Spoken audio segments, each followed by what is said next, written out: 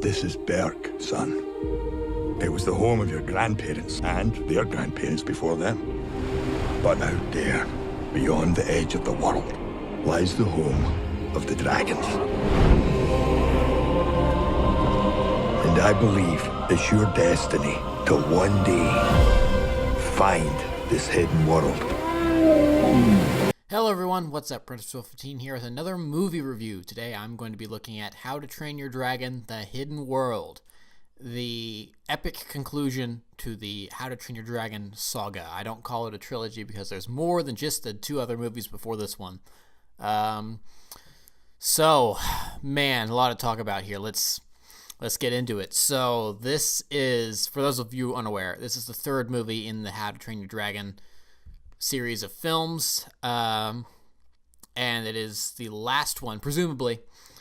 That's kind of a spoiler thing, but the trailers kind of tell you that this is going to be the last one. It's the, well, actually, I suppose nowadays that's not a correct thing to say, because I was about to say it's the Return of the Jedi of How to Train Your Dragon films, but there's more films after Return of the Jedi. So anyway, so this film has had an interesting production cycle, because I think it was originally supposed to come out in 2016, and then it got moved to 2018, and then it got bumped to March of this year, and then it got moved back from March to February of this year, and that's just for the United States, because if you live anywhere else in the world, this movie was out in like January, so for a month and a half, I've had to dodge spoilers all over the internet, and it's been very, very annoying, and I unfortunately was not as successful as I would have liked to be, but I've still managed to avoid most of the major spoilers, but there were one or two things that I was spoiled on, but we'll get into that in the spoiler section. So what did I think of the film? Well, I thought it was amazing.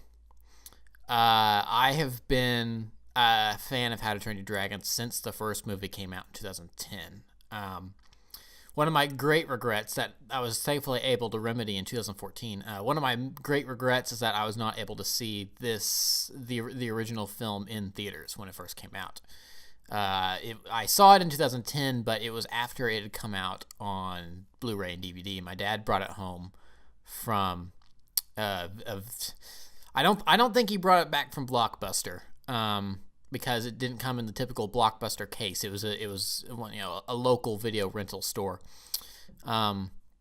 He brought it back, and it's like, hey, I've heard some good things about this movie. Let's watch it. And so we watched it over the course of 2 days then. Because it was a school night, and he got home a little later from work. So we watched that first film up until the point where Hiccup, Astrid, and Toothless find the nest of the Red Death, and then get back to Berk. And then after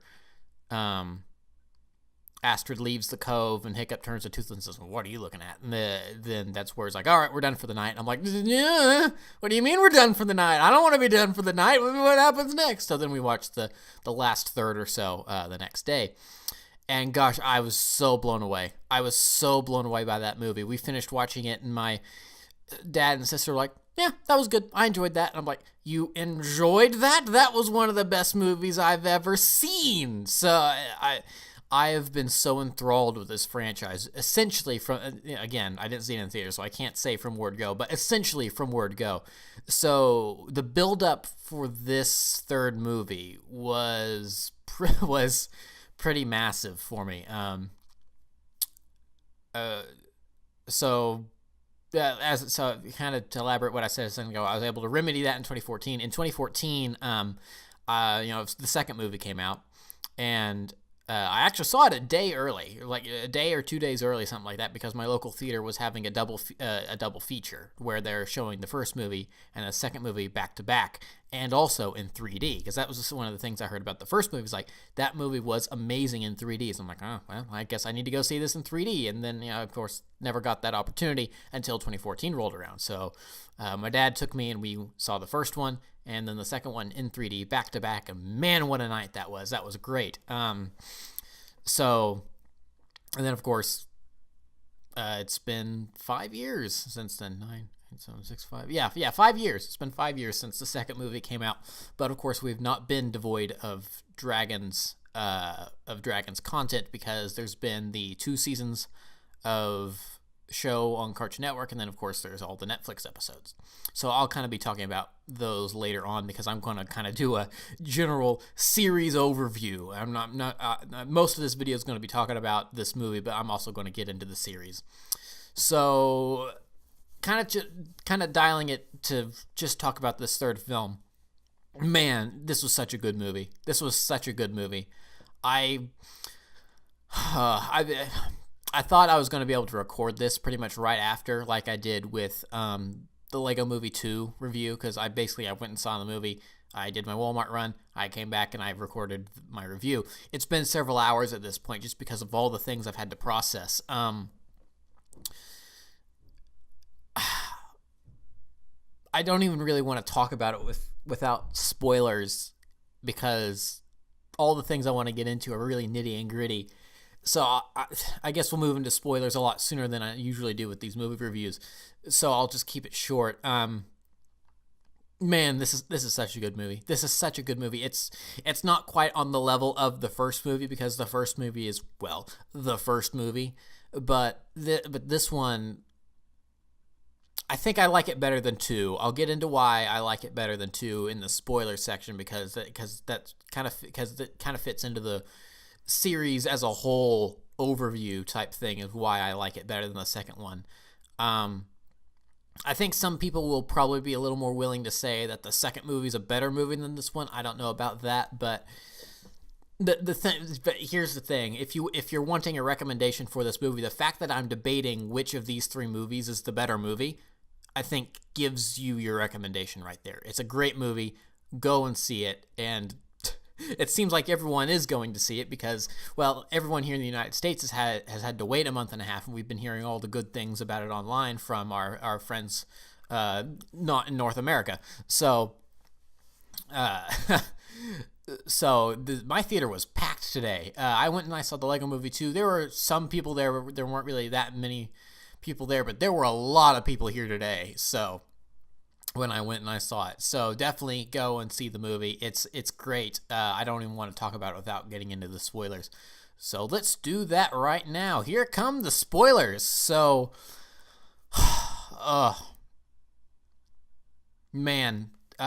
spoilers. Hopefully, now that I'm kind of trying to wrap my mind around all of this, this will give anyone who's not seen the movie time to go away. And if you're still here and you haven't seen the movie, then either you don't care about spoilers or you need to leave now. Because just that ending, the resting shot of Hiccup's hand on Toothless's nose as they're saying goodbye, mirroring the forbidden friendship sequence from the first movie. I maybe shouldn't even be doing this review right now. I maybe should have given it a day, because I'm starting to get all emotional already. Oh gosh. You know what? I'm going to start over. And by start over, I mean let's start this review from the beginning of the movie. I'm going to just talk my way through this movie. So it doesn't. I kind of like this. It was a nice little expectation subversion, because the first 2 movies open up with a shot of Burke and then Hiccup's narration with "This is Burke," blah blah blah blah blah blah, all that stuff. This movie starts off shrouded in darkness with a heavy fog, and then there's this dragon hunter just patrolling on this ship. He's watching over the dragons, and then out of the darkness, here comes this flame sword, and then of course viewers are like, "Oh, it's Hiccup! It's Hiccup!" And then the dragon hunter opens his mouth. And it's like, "David Tennant, what are you doing? Not voicing Spite Lout." Okay, no, you watch later in the movie. Okay, he's voicing 2 characters in this movie. Great. It's like, I just kind of odd that they had David Tennant do 2 characters in this movie, and on opposite sides and being very different characters. But anyway. And so then it's like, it's Hiccup and Toothless, and it's like, oh, it's a demon. It's like, no, not a demon, just a guy. And it's like, oh no, I know you're a demon. No, you walk through fire. No human legs are that skinny, which is really funny, because Hiccup, compared to all the other characters in these films, is one of the skinnier people that you see that you see. Astrid is pretty skinny as well, as are the twins. But then you have characters like Stoic, Gobber, Fishleg, Snotlout. These are very these characters are not fat either. They're just very thick. And so then this guy, this dragon hunter, and he starts running around, and then here's the introduction of all the other dragon riders. First we get Snotlout, which is a nice, I'll kind of get into the show a little bit here, but that's a nice nod to the show where Snotlout's like, hey, what about this entrance? How about this entrance? And then Hookfang catches himself on fire, and then Snotlout, never learning, forgot to pad his rump, so then Snotlout's rump is now on fire, as happens quite often in the show. So that was like, oh, that's nice. That's a nice nod. And so then, of course, the twins show up. I guess really half the twins show up because Tough Nut is there, but is he really Tough Nut? So that's something that is interesting, is that TJ Miller is not voicing Tough Nut in this movie. And that's for a couple different reasons. This is one of the things that I'm going to put in air quotes spoiled on for this movie, is the fact that TJ Miller was not Tough Nut, which is something that, again, why I don't really necessarily count it as a spoiler, is because before this movie came out, he kind of got himself into some trouble. You can go look into all that, but if I'm remembering the story correctly, he called in a bomb threat. For those of you that don't really know him, he's a comedian, a very edgy comedian, that somehow has found work with all these kids' properties. For instance, he was in the live action Yogi the Bear movie. He's of course been in the first two How to Train Your Dragon films and the TV series, and then Big Hero 6. It's like, for some reason, they keep getting this very edgy adult comedian to be in these kids' films. And he works very, very well in these films, but not necessarily the best person, I guess, because of, it's like, he called in a fake bomb threat and said it was a joke. That's not exactly, yeah. So, understandably, they chose not to go with his performance for Tough Nut for How to Train Your Dragon 3. So instead, they got someone else. It's someone I've never heard of. I've forgotten his name off the top of my head, but I'll look him up and post the guy's name. They have a different guy voice him, and it's very distracting. But at the same time, it's not, because he actually does a very good job of copying TJ Miller's mannerisms, because there's lines in this movie where it's like, yes, that is exactly how Tough Nut would have said that. That is 100% how he would have said that. But the voice is just deeper. It sounds deeper, and it's not as gravelly. So that's just very, very interesting, because TJ Miller, he's one of those actors that has a very, very distinctive voice. So him not being Tough Nut is kind of distracting. And so that's kind of the funny thing, is that they managed to get most of the main cast back for the TV series when they started that up in 2012.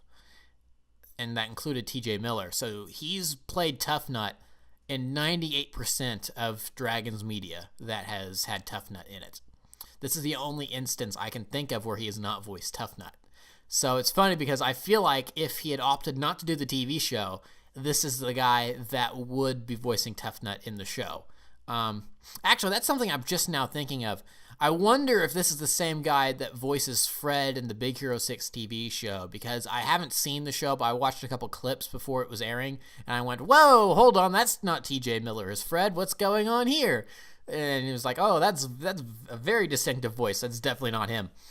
So, but I wonder if that's the same person, if that is a TJ Miller impersonator, and so then they brought him in for the Big Hero 6 TV show, now How to Train Your Dragon 3, because of stuff the actual person had gotten up to that's not really that cool. So as distracting as it was, he did a good job. I thought he did a good job, and it's like, he's still Tough Nut. That character makes me laugh every time. So yeah, that's kind of tough nut taken care of. So back to the kind of plot of the movie. So, the dragon riders come in, they free some dragons. The Light Fury is in a cage, but she camouflages herself, so they think it's just an empty cage, and then they leave without her. I found it funny that Valka and Cloudjumper were just kind of sitting up there watching it, and Valka's like, yeah, they'll get it eventually, because I guess they've been doing these dragon raids for a while now, which granted they have, because TV series, ambushing hunter ships and freeing dragons is nothing new to them. It's just that I guess there was a period of time where they took a break for a while because most of the dragon hunters in the archipelago or just outside the archipelago were taken care of, and then since Drago, there's been kind of a resurgence, so they've been back on it freeing dragons, especially at least in and around the archipelago. So then we get here's where the films typically open, with the dragons and with the dragon riders and the rescue dragons flying into Berk.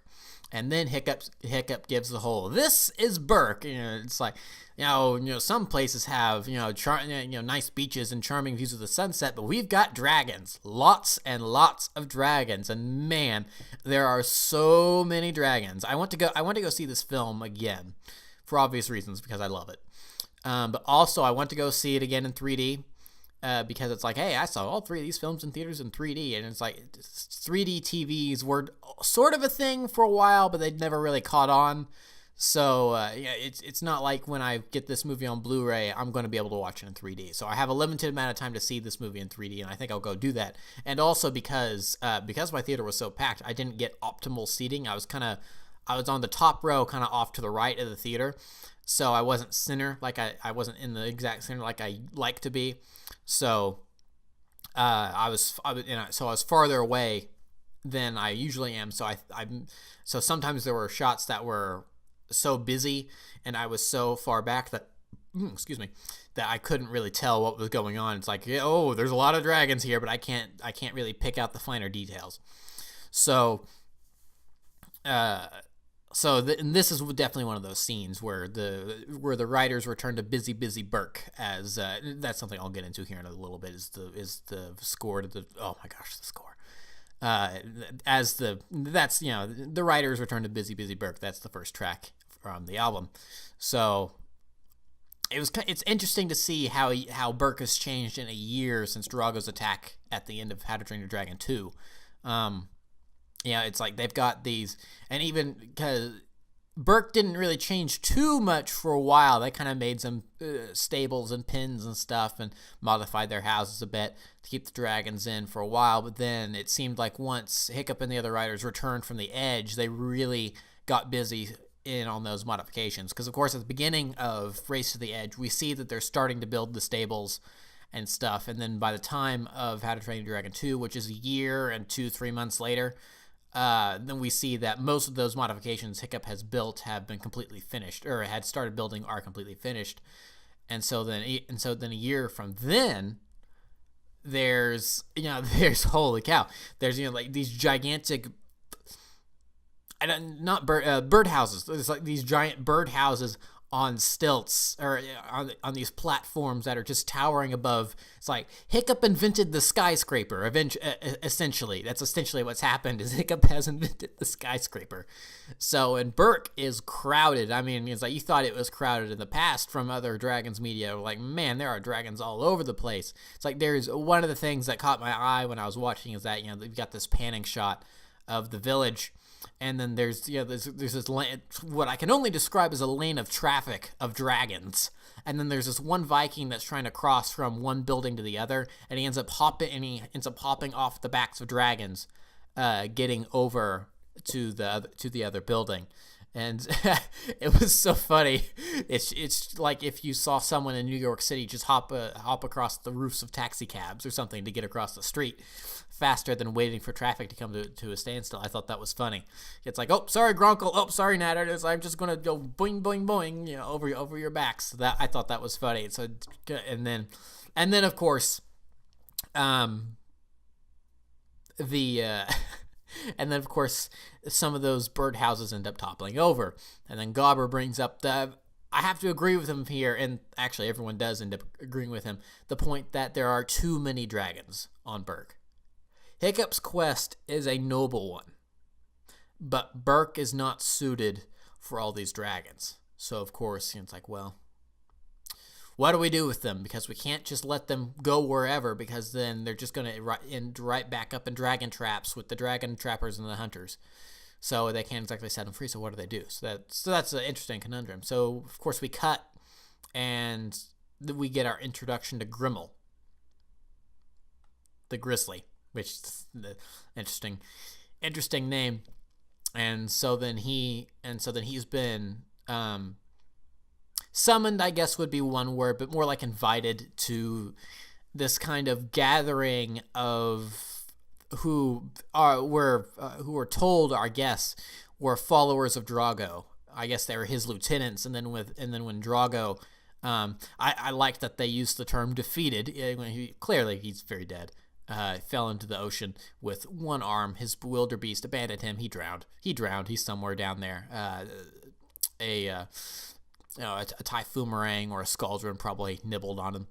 So, or he was crushed. That's also. So anyway, these were most likely his lieutenants, and now that he's gone, they've kind of picked up his slack. But of course, they don't have a bewilderbeest. They don't have an alpha, so they can't control their dragons. So they just got all these dragons. They just have to keep them in cages because they can't control them anymore. Drago was the one that was able to control them through sheer will, intimidation, and force, and they don't have that same type of force. So they've called in Grimmel to try to take care of their problem, because he is the Night Fury killer. He has hunted down every single last Night Fury and killed them all. So he thinks, because of course Toothless has escaped his grasp. And so when he learns that Toothless is still out there and that the female Light Fury is there, he puts it, he's like, all right, well, I'm going to hunt down the rest of these Furies. And so then he sets his sights on Burke. So back on Burke, the question has been raised what to do with these dragons. So Hiccup remembers back to when he was little, and his father told him stories about a hidden dragon world, and that Stoic wants to make it his quest to find the hidden world and seal the entrance, so that way humans won't be in danger anymore. The dragons will be gone for good. And so then after years since he's heard the story, Hiccup's remembering it's like, it's spoken of as legend, but is this a possibility? And of course, the topic has also been broached. Well, maybe Hiccup and Astrid should get married, as Gobber kind of put it. Should finally get married. Hiccup's a little more keen on this than Astrid is at this point. So it's been very, very interesting to see their relationship progress throughout the films. The entire series, really. Because first movie starts, she's sort of kind of halfway ambivalent towards him. It's like he's the village screw up, but I'm just going to leave him be. I'm not even going to associate with him. But she doesn't call him names or berate him or anything until he starts to mess up in dragon training and starts actually risking the lives of them there in the kill ring.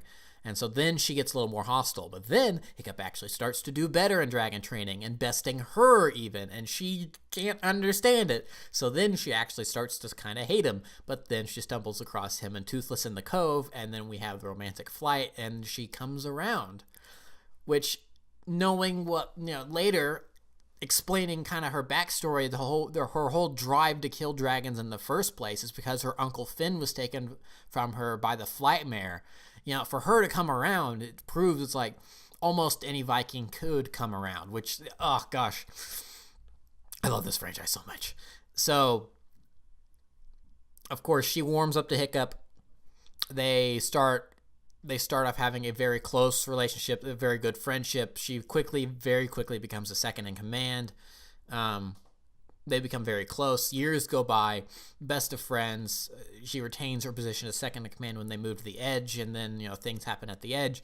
They grow even closer, and then they actually start dating.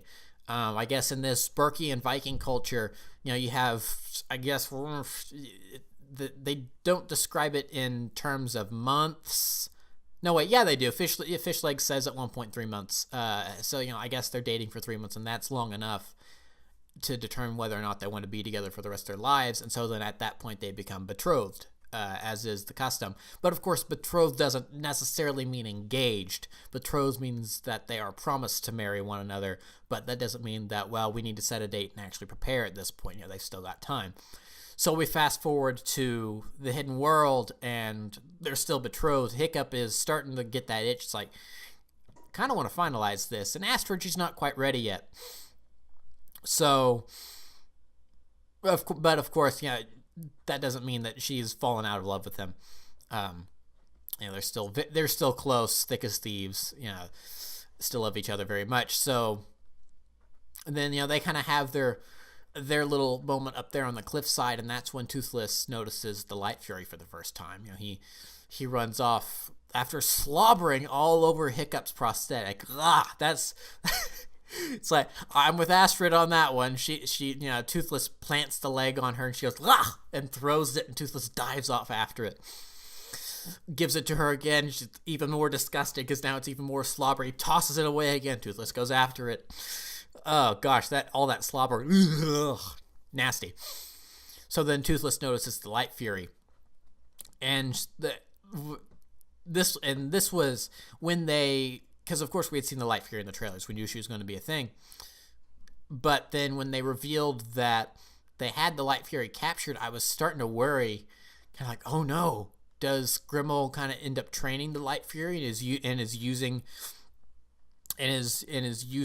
her to, well, I mean, yes, he uses her to lure Toothless. This was something, I was able to discern from the trailers, but as in the Light Fury was his property, as in he had trained the Light Fury as Hiccup had trained Toothless. So luring Toothless away, the Light Fury was being malicious.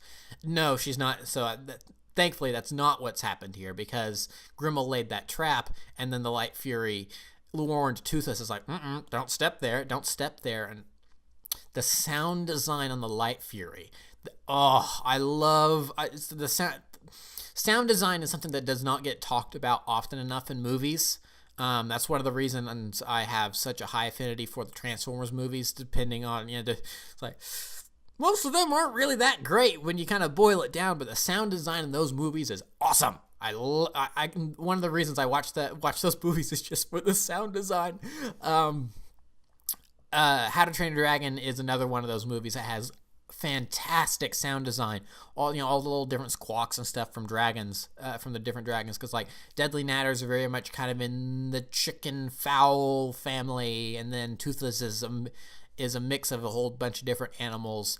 And so then for the Light Fury, they of course took several of the sounds they used for Toothless, but they modified it a bit because she is a female. So they added in a lot of cat purrs and different things like that, which was something that I picked up on. I was like, oh, I like that. I really like that. So when Toothless and the Light Fury meet each other for the first time, there's kind of she almost.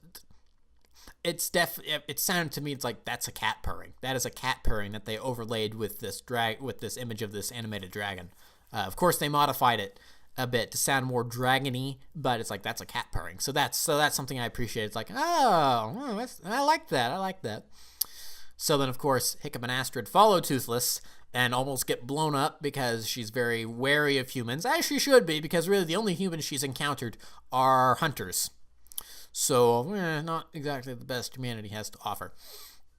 But that's something that I'll get into here in a little bit. So, of course, the Light Fury flies off, and, Toothless is like, he's immediately awestruck and head over heels for her. So, it's the next day, and, of course, Hiccup is kind of at this point equally enraptured with the Light Fury, because he's like, it's another Night Fury. We finally have found another Night Fury. Or as he's like, it wasn't. It was more like a bright fury, a light fury. Yeah, yours is better, probably.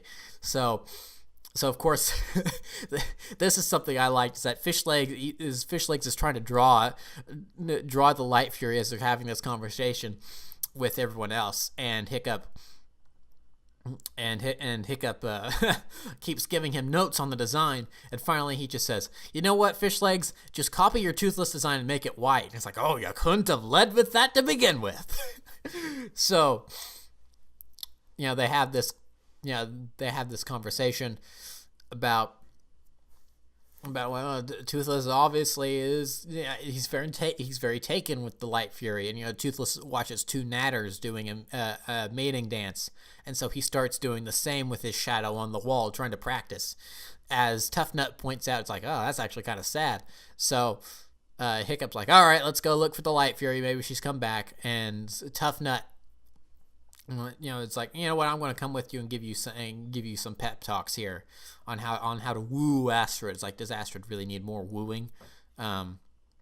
She's betrothed. They're betrothed, but anyway, maybe wooing to expedite the marriage process. But anyway, so they go into the woods, and Tough Nut, and so this is definitely where it's like, okay, this guy, he's got the T.J. Miller mannerisms down. The way he's saying these things, where he's like, he's kind of talking about something, then he'll add something real quick, and then he'll keep on talking. It's like, okay, that was very Tough Nut, or very T.J. Miller. That was, I could definitely, the mannerisms are there, which helped me buy this new actor as this character more. It's just that the voice was just off enough. Just like, it's not T.J. Miller, so it's kind of distracting, but oh well, he's still doing a good job. And so then they go into the woods, and then there's that trap. And Hiccup notices it, and there's also the vial of poison, the poison dart. So then they take it back to the main village, and Eret identifies it as being the handiwork of Grimmel the Gristly. And so this is something I appreciated. Eret says, it's like, this isn't like any typical dragon hunter. He's a hunter. He lives for the thrill of the hunt. Everything's like a game to him. And Hiccup says, well, we've dealt with his kind before. That was a nice subtle nod to Vigo from Race to the Edge, because Vigo treated everything as a game as well. Maces and Talons. So for those that have watched the show, it's like he's referring to Vigo in that instance, because immediately following the movie, I was kind of disappointed they didn't deliberately name drop a couple things, but it's like, well, why would you actually name drop Vigo at that moment? Eret probably doesn't even know who Vigo is, because his dragon trapping shenanigans were happening far out, kind of on the... By the time of How to Train Your Dragon 2, they had really come to the edge of the archipelago out of necessity. So Eret was hunting dragons more closer to mainland Europe and Scandinavia, which again, we don't really know where Burke is in air quotes. So it's highly likely that Eret doesn't even know who the Grimborn brothers were.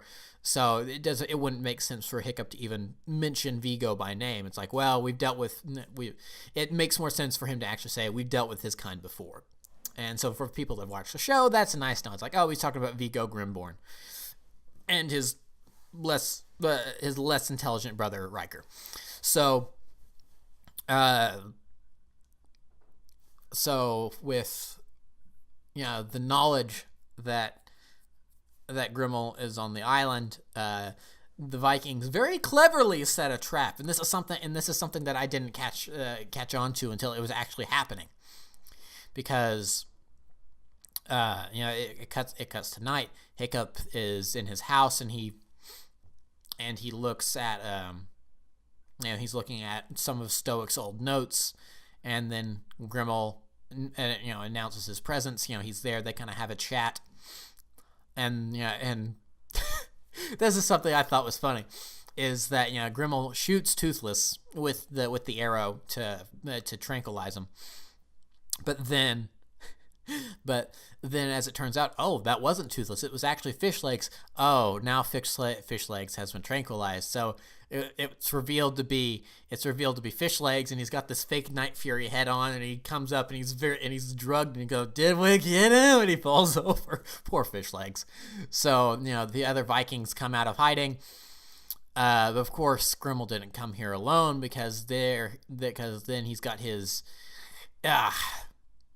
I want to call them Grim Gnashers, but they're not Grim Gnashers. Grim Gnashers are from Race to the Edge. It's like, dang it, the name will pop up on the screen. But his new dragons, which are Claw Rippers, something. It's similar to that, if that isn't it. So so it's like, I'm going to call them Claw Rippers. I don't think that's quite right, but it's close. Again, the name, it's a new species of dragon. I haven't had time to familiarize myself with them. So he's got the Claw Rippers with him, and these dragons are vicious dragons. They're kind of like, with the, even though they can't cloak, they're kind of change wings, triple strikes, and miniaturized bewilderbeasts with the tusks all rolled into one. Very unsettling, very creepy, very, very, very creepy. So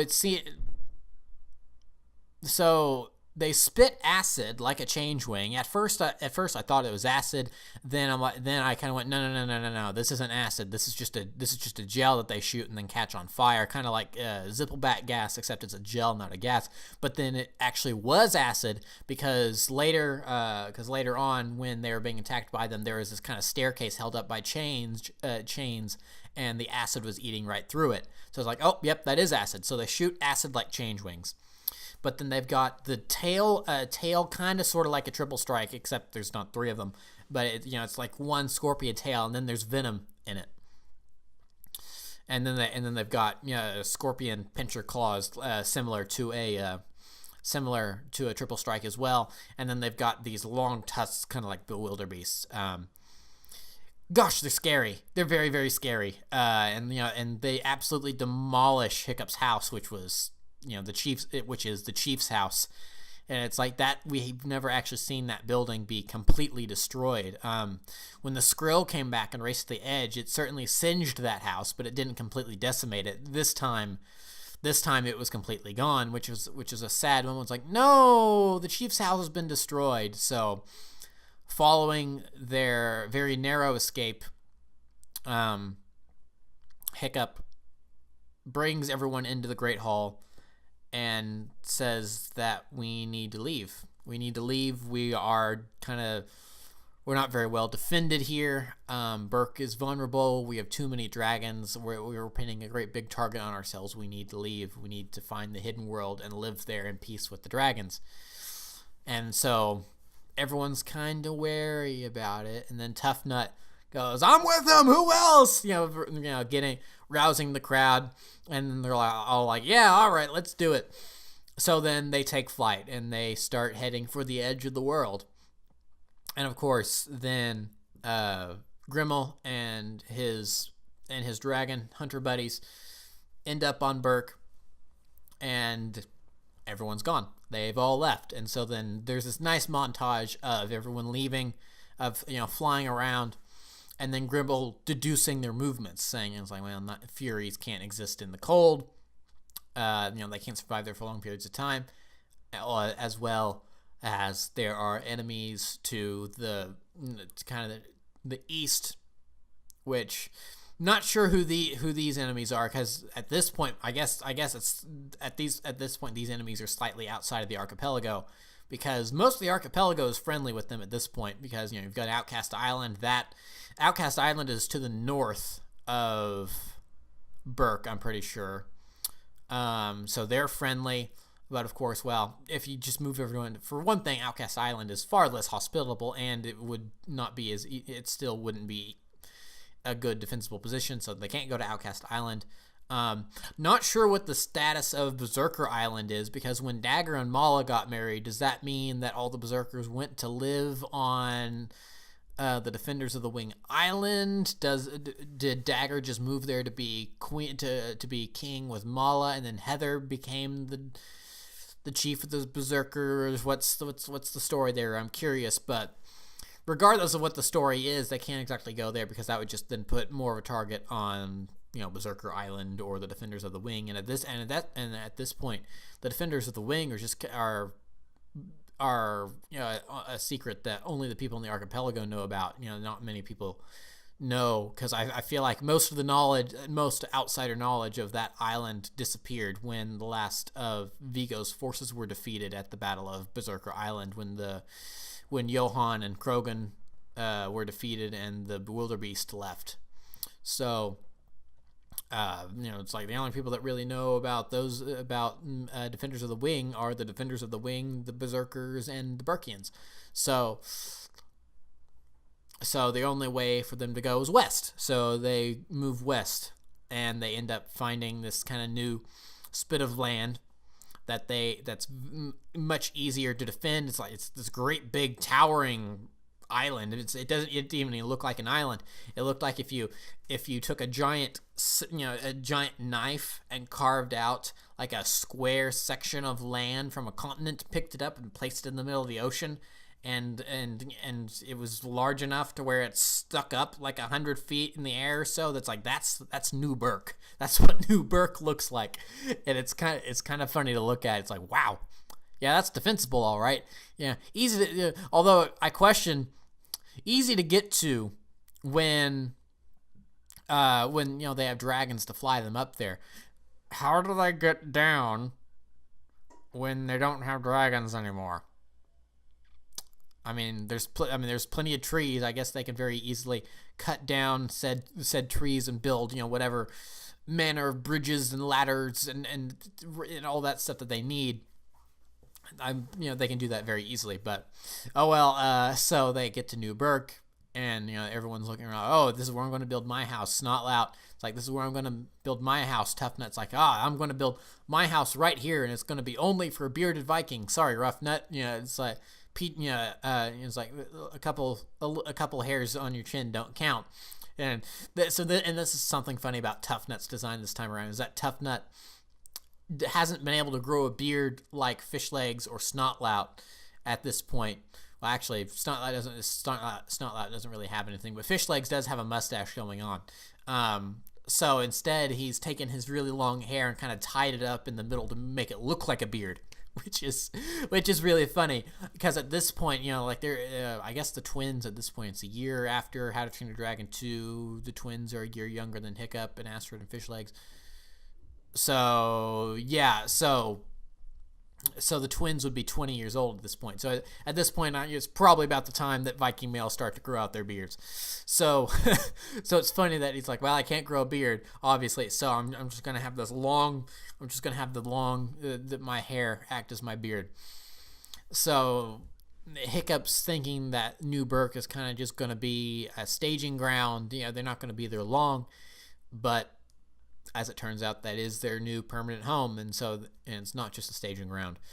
So everyone kind of gets settled in, and then very early the next morning, Toothless hears the Light Fury. She's come back. She has followed them. There was a scene there, which is in the trailers, where the Light Fury knocks Hiccup off of Toothless, trying to defend her potential mate from the humans, I'm guessing, but Toothless isn't having it.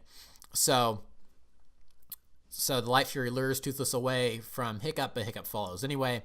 And so then they go down to this beach, and we kind of have a Forbidden Friendship Part 2 happening here, but it's the romance building between Toothless and the Light Fury. And so the Light Fury tries to, and this scene must go on for close to 10 minutes, and every bit of it is heartwarming and sweet and hilarious all at once. I love it, because the Light Fury kind of does all these prim and proper little dances. It's like, this is how mating rituals among Furies go. And then Toothless, who's been separated from his dragon, from his quote unquote regular dragon brethren for so long, let alone another Fury, he has no idea what to do, so he has to look up and kind of have Hiccup coach him to hilariously disastrous results. He splashes the Light Fury with sand, and just kind of weirds her out. He ends up doing these weird dances. It's just hilarious. In the trailer, the trailers show off a bit of this, and then it cuts when Toothless does the one thing where he has his tail fin behind his head and kind of goes, "Bruh." moves his head side to side, and his eyes are kind of crossed, and the Light Fury kind of looks at him like, what are you doing? And so, but it cuts to silence in the trailer. In the movie, the music just keeps ramping up and up and up and up as the absurdity of what's going on screen continues. And finding the Light Fury has enough, she whacks him upside the head a couple times and then leaves and then does the whole Sleepy Bat routine on the branch. And then this was one of my favorite little small moments of the movie where Toothless hops up there, and then Hiccup's like, oh, where'd he go? I don't see anymore. And then you see Toothless's head pop up around the corner, and then his wing pops out and points at the Light Fury, like someone pointing at something. His wing actually kind of does a point maneuver, and then Toothless gets on that branch, and then Hiccup tries to warn him, like, no, don't do that. It's too much weight. Two of them will cause the branch to fall to the ground. But Toothless doesn't exactly get the message, so he starts jumping up and down on it, and then the branch collapses, and the Light Fury is just looking at him as Toothless is falling into the sand, like, you are such an idiot. And so then Toothless doesn't really know what else to do, but then he sees the branch, and they're in all this sand. So then Toothless is like, you know what? Here's what I'm going to do. So he picks up that branch in his mouth. He starts dragging it through the sand, and it's like see, again, this is why I call it the Forbidden Friendship 2.0 scene, because that was one of the things that helped bond Hiccup and Toothless.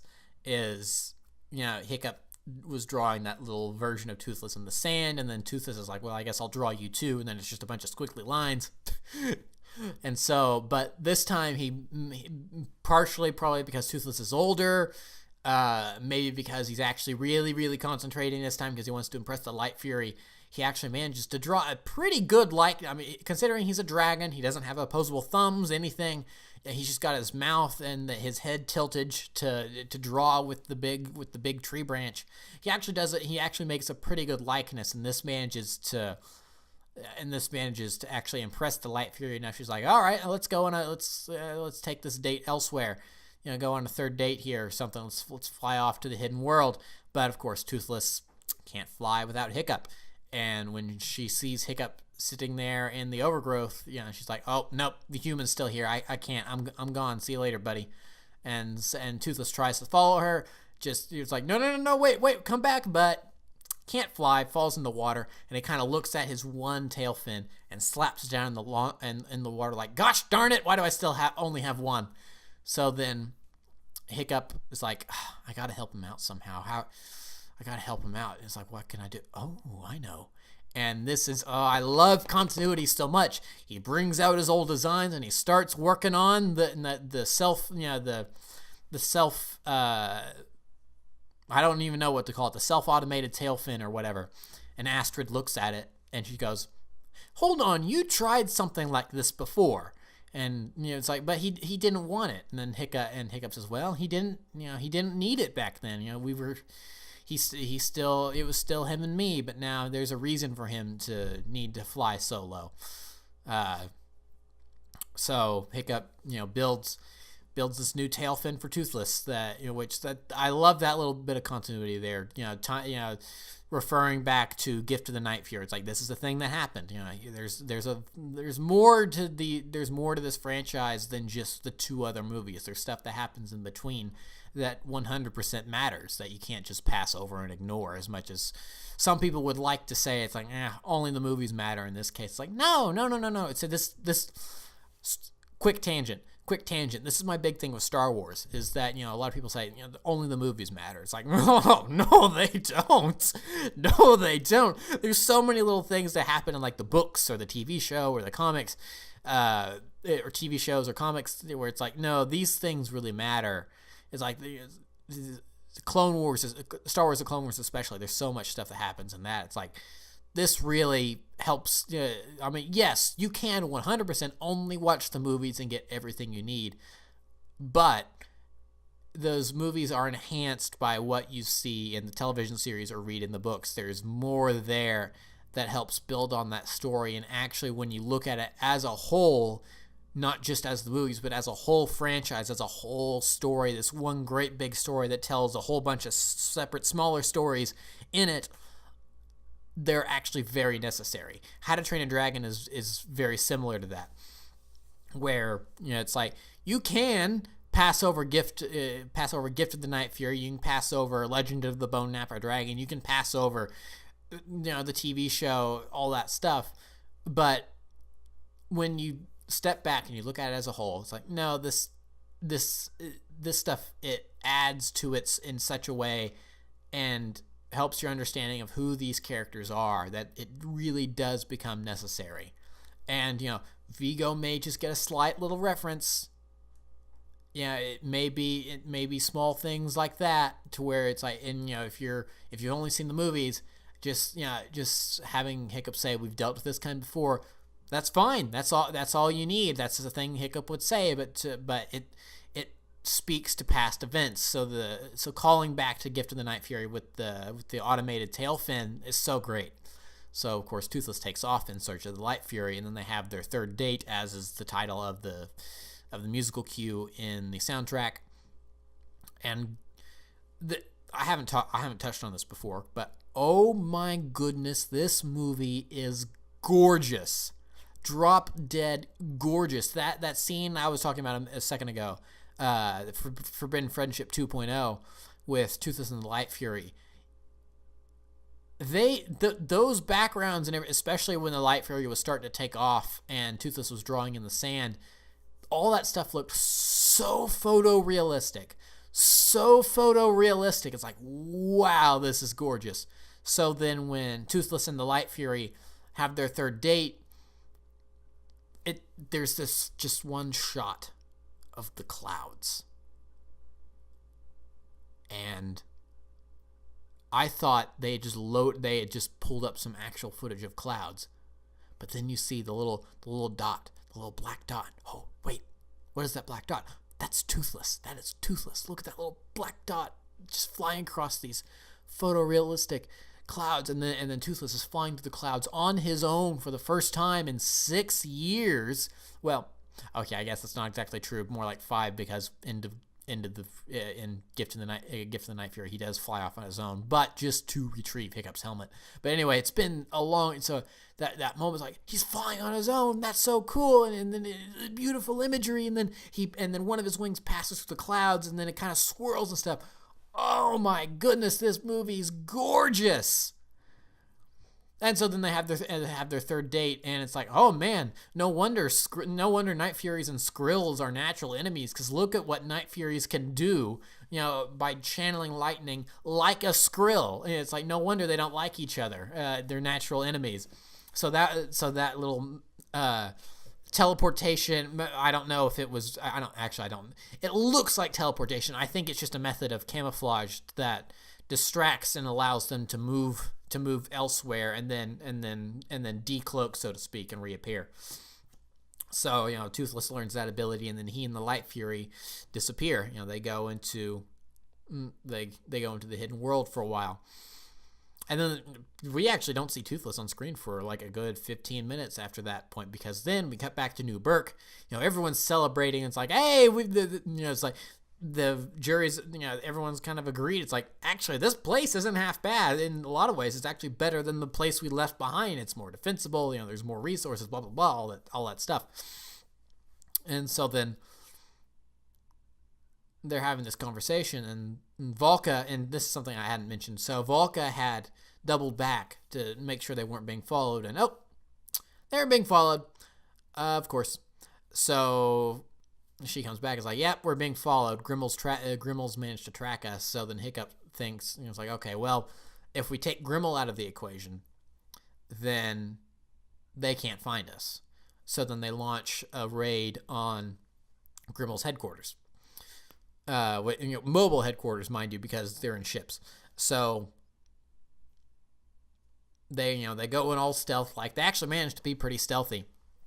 But of course, Grimmel, being this master hunter, he notices. He notices that they're there, and he sicks his pets on them. And so, as it turns out, he was anticipating this. Excuse me again. Of course he was. He's his master. He's his master planner, game strategist, hunter, and so he's turned his entire headquarters into a giant cage, essentially. And so Hiccup never change, because he tries to talk sense into Grimmel, as he did with Drago, and as with any dragon hunter he's ever come across. It's like, always try to talk sense into them first before you have to take them out. And so, he says, why kill our dragons? Why kill Toothless? Why are you doing this? You have dragons of your own. And then Grimmel,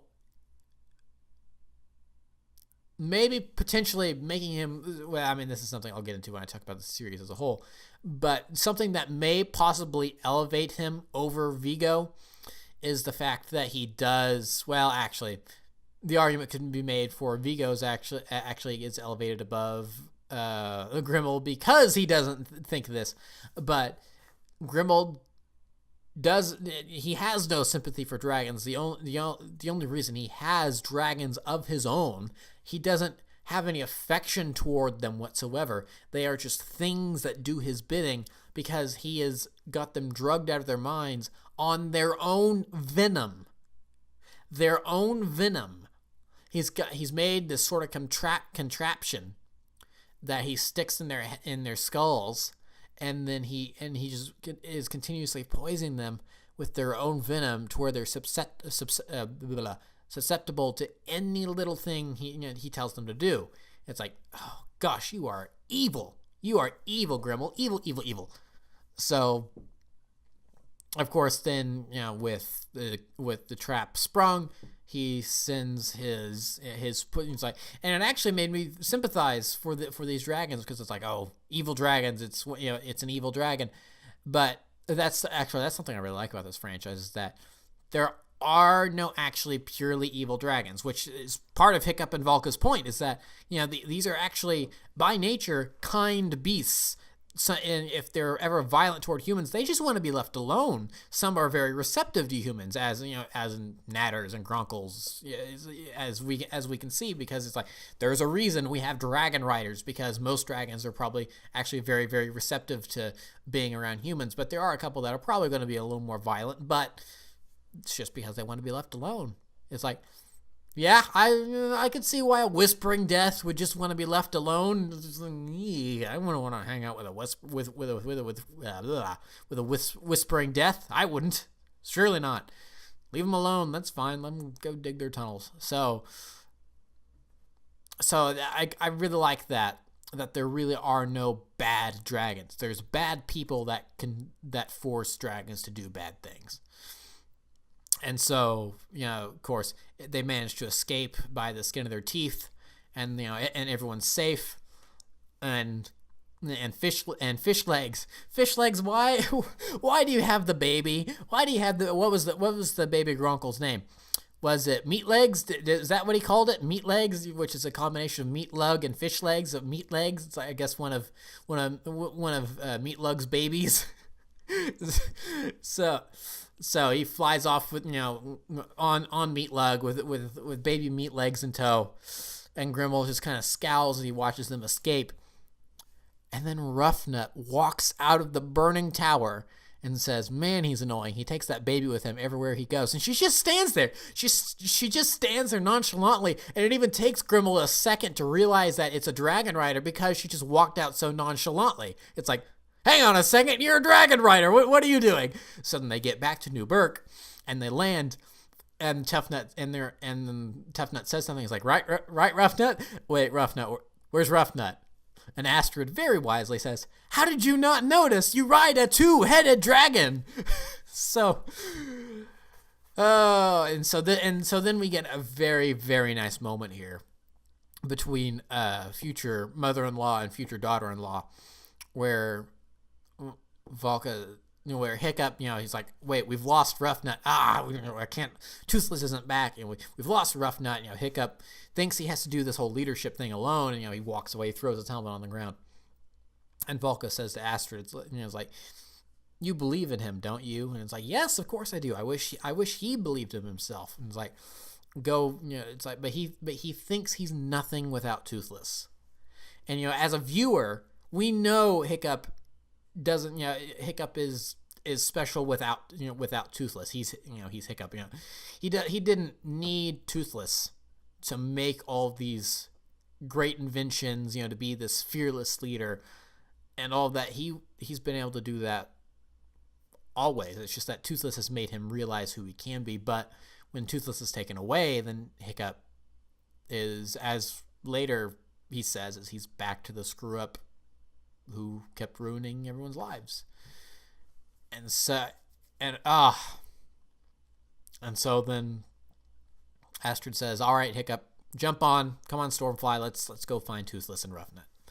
So then they set off first to find Toothless. I guess. I mean, I kind of figured they'd want to go get Roughnut first, but maybe the plan was find Toothless, assault, and then assault Grimmel's forces and get Roughnut back that way. So they set off to find Toothless.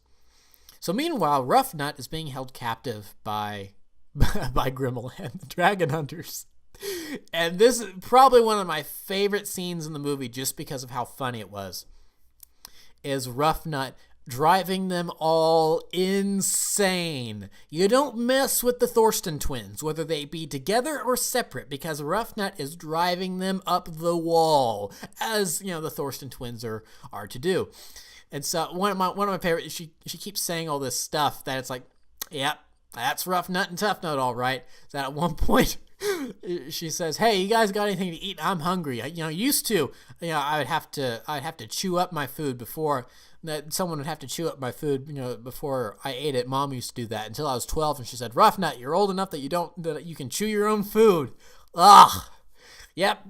That's the Thorsten twins for you. And then, of course, she's like, hey, did you notice that I made my I made my braids look like little zippleback heads? They're little zippleback heads.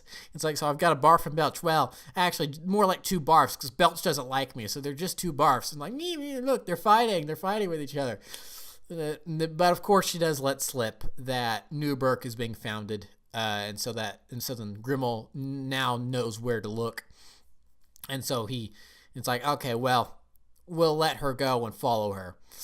And of course she plays right into their hands, but she does it so annoyingly that even as she's walking out the door, she still irritates them so much. It's like, Grimmel did that for two reasons. One is that he realized he could use her to lead them to the Burkians.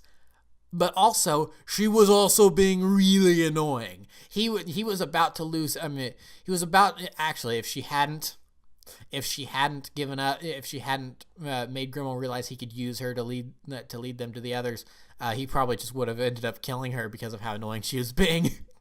So he says, all right, get on this dragon and go. And so then as she gets out of the cage, she's like, oh no, you've let the dragons out of their cage. She starts hitting his face with the ends of her braids.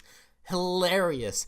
This was probably the first time I had tears in my eyes during this movie, but it was not because I was crying. It was because I was laughing. It's like hilarious stuff. So then Roughnut sets off. So then Roughnut leaves.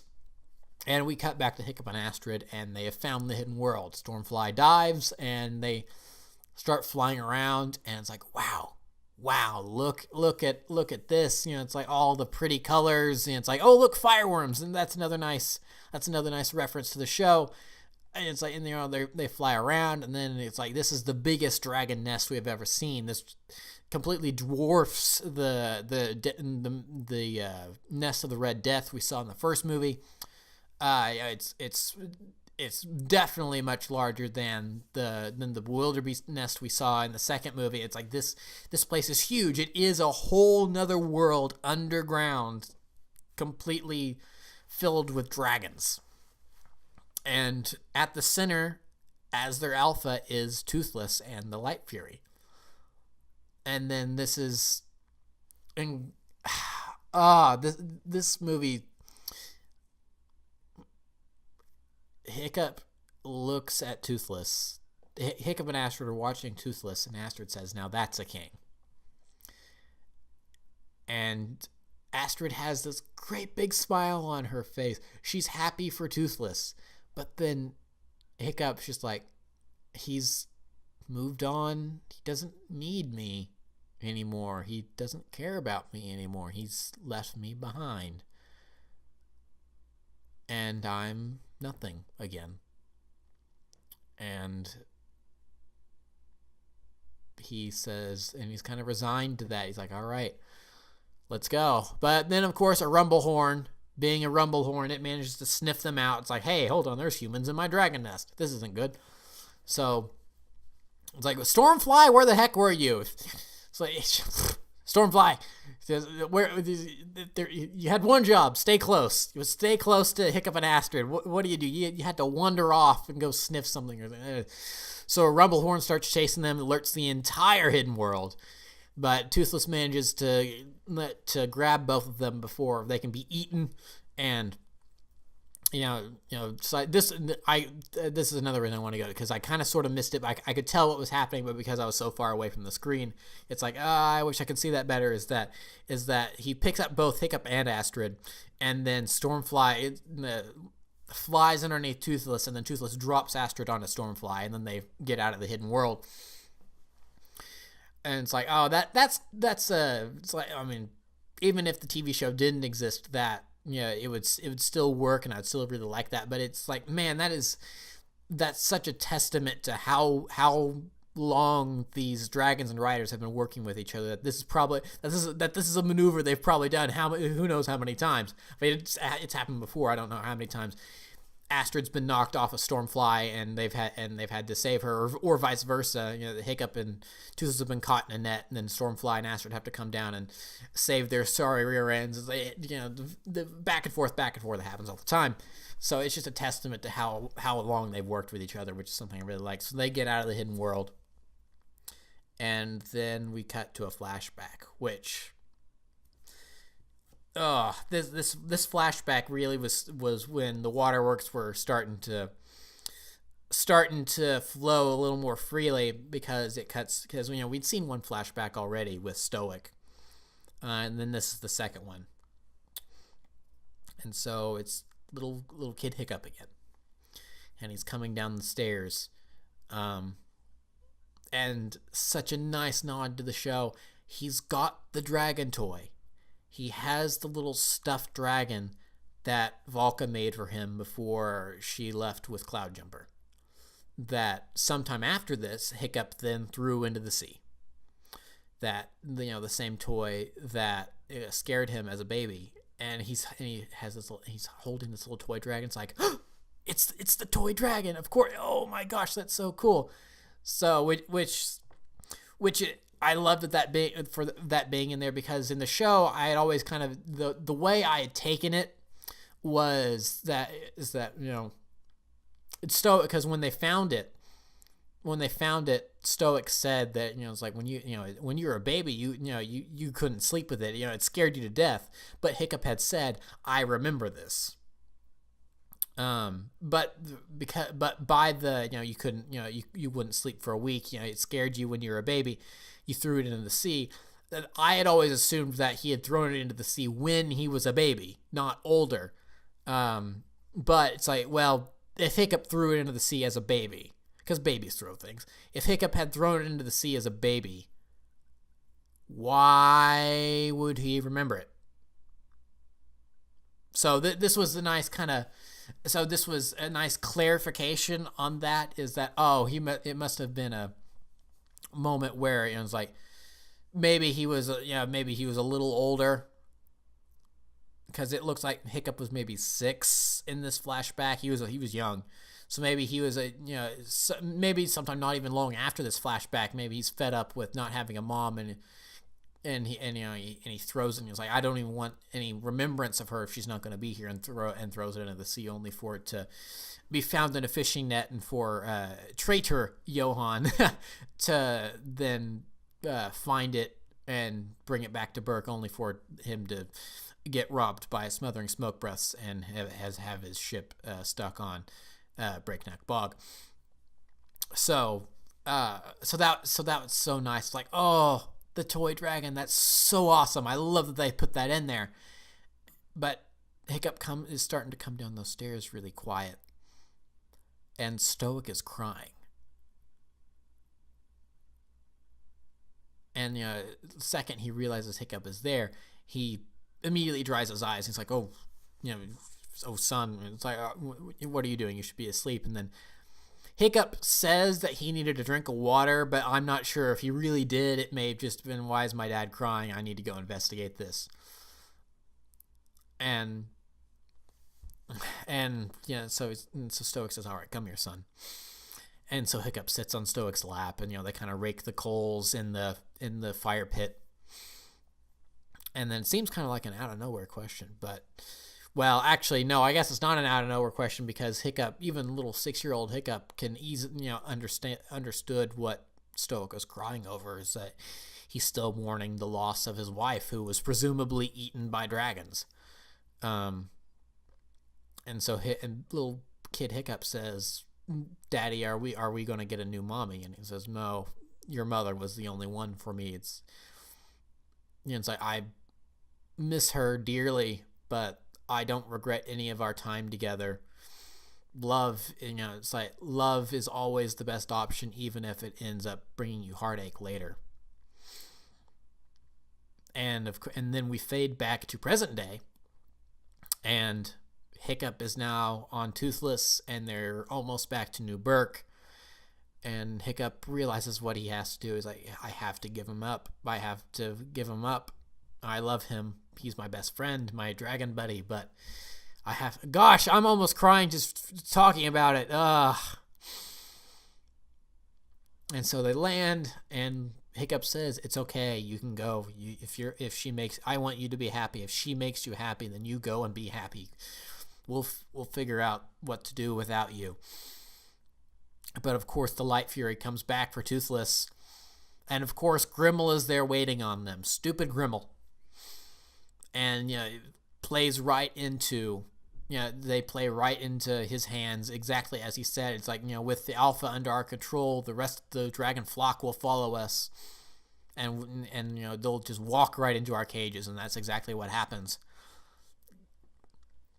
Grabs both Furies, and aims his harpoon at the Light Fury, and it's like, if you try to retaliate, Night Fury, then I want to kill her. And so Toothless doesn't do anything. The entire flock of dragons just follows Toothless. They have to follow their alpha, even if that means walking into a cage. And then this was something I really enjoyed, is that Grimmel says, now no tricks. No tricks. So Toothless kind of gives Cloudjumper the okay to walk into that cage. But as he's walking into that cage, Cloudjumper's tail whacks a hunter upside, or 2 or 3 even, upside the head, and sends them flying and knocks them over. I thought that was hilarious. It's like, all right, I'll go into this cage, but I'm going to make sure you guys pay for it. Boom. So, of course, then Hiccup, he watches them start to sail off.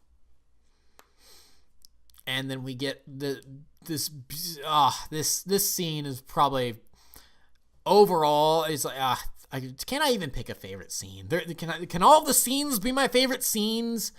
So Hiccup has no idea what to do anymore. Toothless is gone. He's nothing. He's nothing without Toothless, and now Toothless is all alone. Toothless and the Light Fury are going to be killed. All their dragons are being imprisoned. He's failed as chief. And Astrid walks up and he says, "Don't say it." And she says, I wasn't going to. And he says, "This is all my fault." It's like, well, yes. It's like, if I just let Toothless go, and we had never gone to the hidden world, then he wouldn't have had to bring me back, and she wouldn't have followed me, wouldn't be here. And Astrid says, "Yes, that's true." And he says, "And now I'm right back to where I started. The idiot screw up village, the village screw up. The kid no one wants around. It's like, I'm useless. I'm nothing." And Astrid says, "Yes, that's true. You are back to where you started. So, but why beat yourself up? Because Toothless doesn't make you who you are. You are all of these things and more with or without Toothless. Toothless just helped you realize that. And then she says, so what are you going to do about it? Such an awesome parallel back to the first movie, where we have a similar scene where Toothless is in chains, Stoic and the other Burkians are sailing off into certain doom because they have no idea that the Red Death is waiting for them. And Hiccup's just staying there on that dock, and Astrid gives him a pep talk and it's like, all right, well, what are you going to do about it? It's such an awesome, awesome parallel. And Hiccup answers the exact same way. He says, probably something stupid. It's like, that's the Hiccup I know. That's the Hiccup. And it's like, she said that for the audience. She said that's what I was like, that's the Hiccup I know.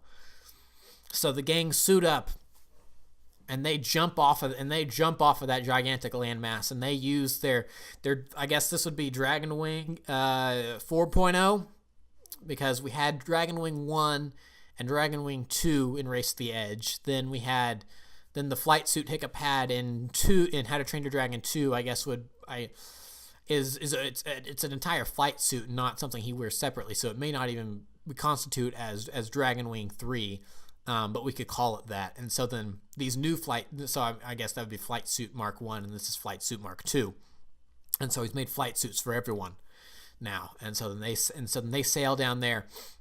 Hiccup gets Grimmel off of that harpoon. The Toothless manages to get out of his muzzle, and then the great big battle starts. The Toothless signals, and all the dragons get out of their cages, which have not been locked quite yet.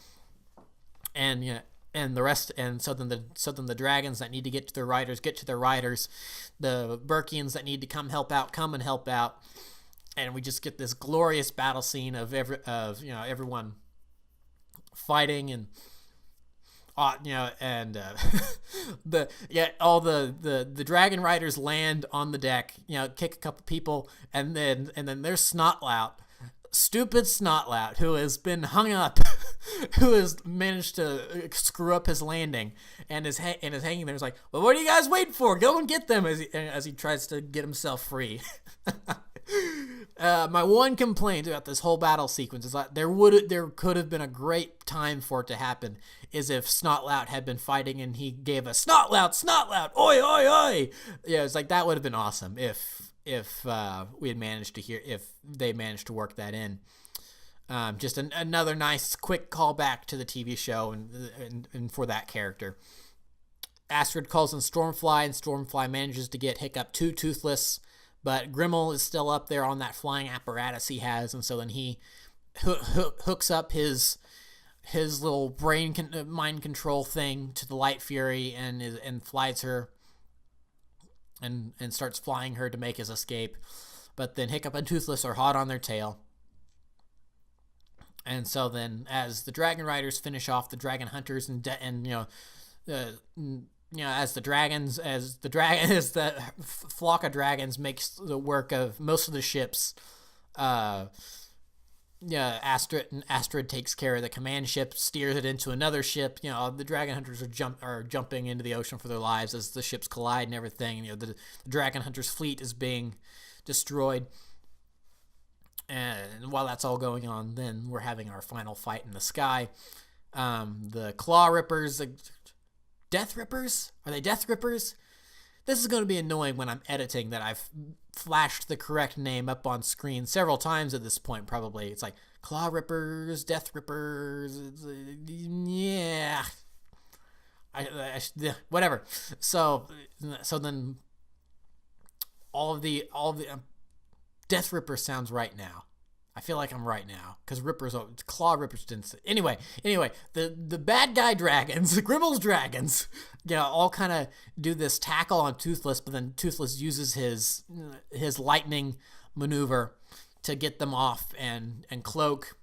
Well, and this is what makes me think that maybe it is actually sort of a teleportation thing, is that the is it seems like they just disappear from out in the middle of the dog pile of dragons, and then of course they're either stunned or completely electrocuted and dead now that they fall into the ocean. And so then Grimmel looks around and is like, oh wait, hold on, they're gone. Where are they? And then here they come right in front of him. Hiccup jumps off of Toothless and manages to dislodge Grimmel, but not before Grimmel has managed to fire one of his tranquilizer darts at Toothless, and he's hit. And so then Hiccup is barely hanging onto the Light Fury. Grimmel is barely hanging onto Hiccup, hanging onto the Light Fury, and instead of saving himself, Hiccup, and because Hiccup could manage to kick off Grimmel and jump on the Light Fury, but Toothless probably would fall to his death in that time. So instead of saving himself, Hiccup says, please save him, and lets go to allow the Light Fury to save Toothless.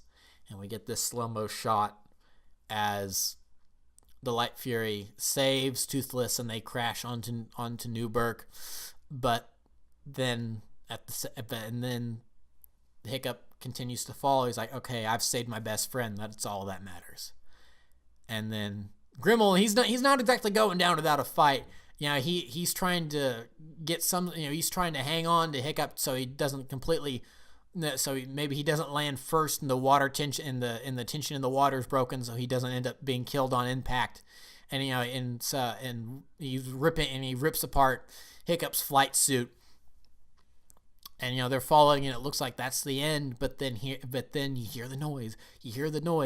And I love this so much. I said to myself, Night Fury, because that's the Night Fury noise. That's when you know a Night Fury is going to strike. So I'm like, oh, Toothless has shaken off the effects of the tranquilizer, but it's not Toothless. It's the Light Fury. It's the Light Fury. The Light Fury is coming to save Hiccup because in sacrificing himself, in quotes, because he ends up being fine, and saying, forget about me, save Toothless, he has won her over. She's like, okay, this guy's all right. I'm going to save him because my mate trusts him, and now I trust him too. She comes back and she saves Hiccup, and Grimmel falls to his death. And probably every bone in his body is broken as he hits the water because they were high up. They were really high up when they started falling. So all the bones in his body are broken when it's probably instant death as soon as he hits that water. We don't even really see him go in. We just see a splash, and that's the end of Grimmel the Grizzly. Quite a grisly death for old Grimmel there. I'm sorry, no, not. So the Light Fury flies Hiccup back to where Toothless is, and of course, so this was something I really liked, is that the only thing Grimmel is holding on to now is Hiccup's leg, and Hiccup detaches his prosthetic, and that's what allows Grimmel to fall as the Light Fury saves him. So Hiccup kind of hobbles over to where Toothless is, and it's like, hey bud, you're all right? You all right? Good morning. Yeah, I know you're sleepy, aren't you? And then the waterworks start because the dragons have to say goodbye. Even though the Burkians have won, dragons are never going to be safe. Dragons are never going to be safe because not enough people share the Burkians' viewpoint on dragons. And so the dragons have to go back to the hidden world.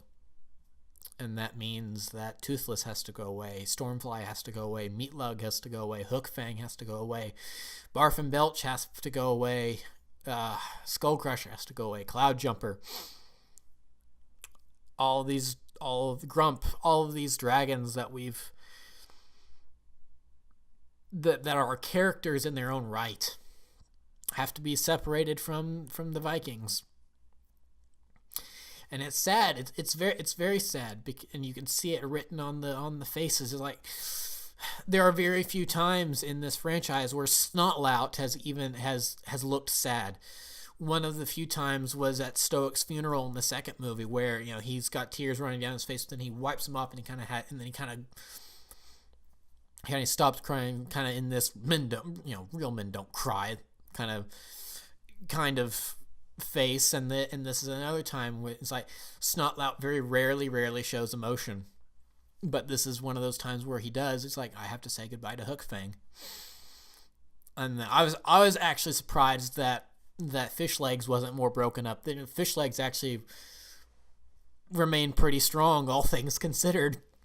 Yeah, because of the way he and Meatlug are. Those two actually took it really well.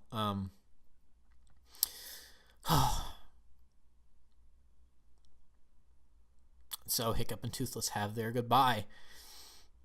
And so now we're back to where we started, nearly an hour ago, or a little over an hour ago, when I said this movie. Hiccup says goodbye to Toothless and puts his hand on his nose, and mirroring the shot from the first movie, from Forbidden Friendship, when they bond for the first time, and now they have to say goodbye. And the dragons leave. They take off and they leave and they go to the hidden world. And then we cut to, during the battle, this is why we know it's a little while later. During the battle, Tough Nut's hair beard had been cut down the middle even, and it enraged Tough Nut, and so we know it's been a couple weeks at the very least, a couple months, probably, because Tough Nut now has the beard in quotes back, and New Burke has taken shape. There's buildings. There's a whole new village. And there's snow on the ground. The seasons have changed. One of the winters is here because, I don't think they moved that far outside of the archipelago. So they probably still have a similar seasons. They probably still have similar seasons. So it's like, is this devastating winter? Is this devastating winter? Which winter is this? Because the summer only lasts for like 3 weeks on Burke.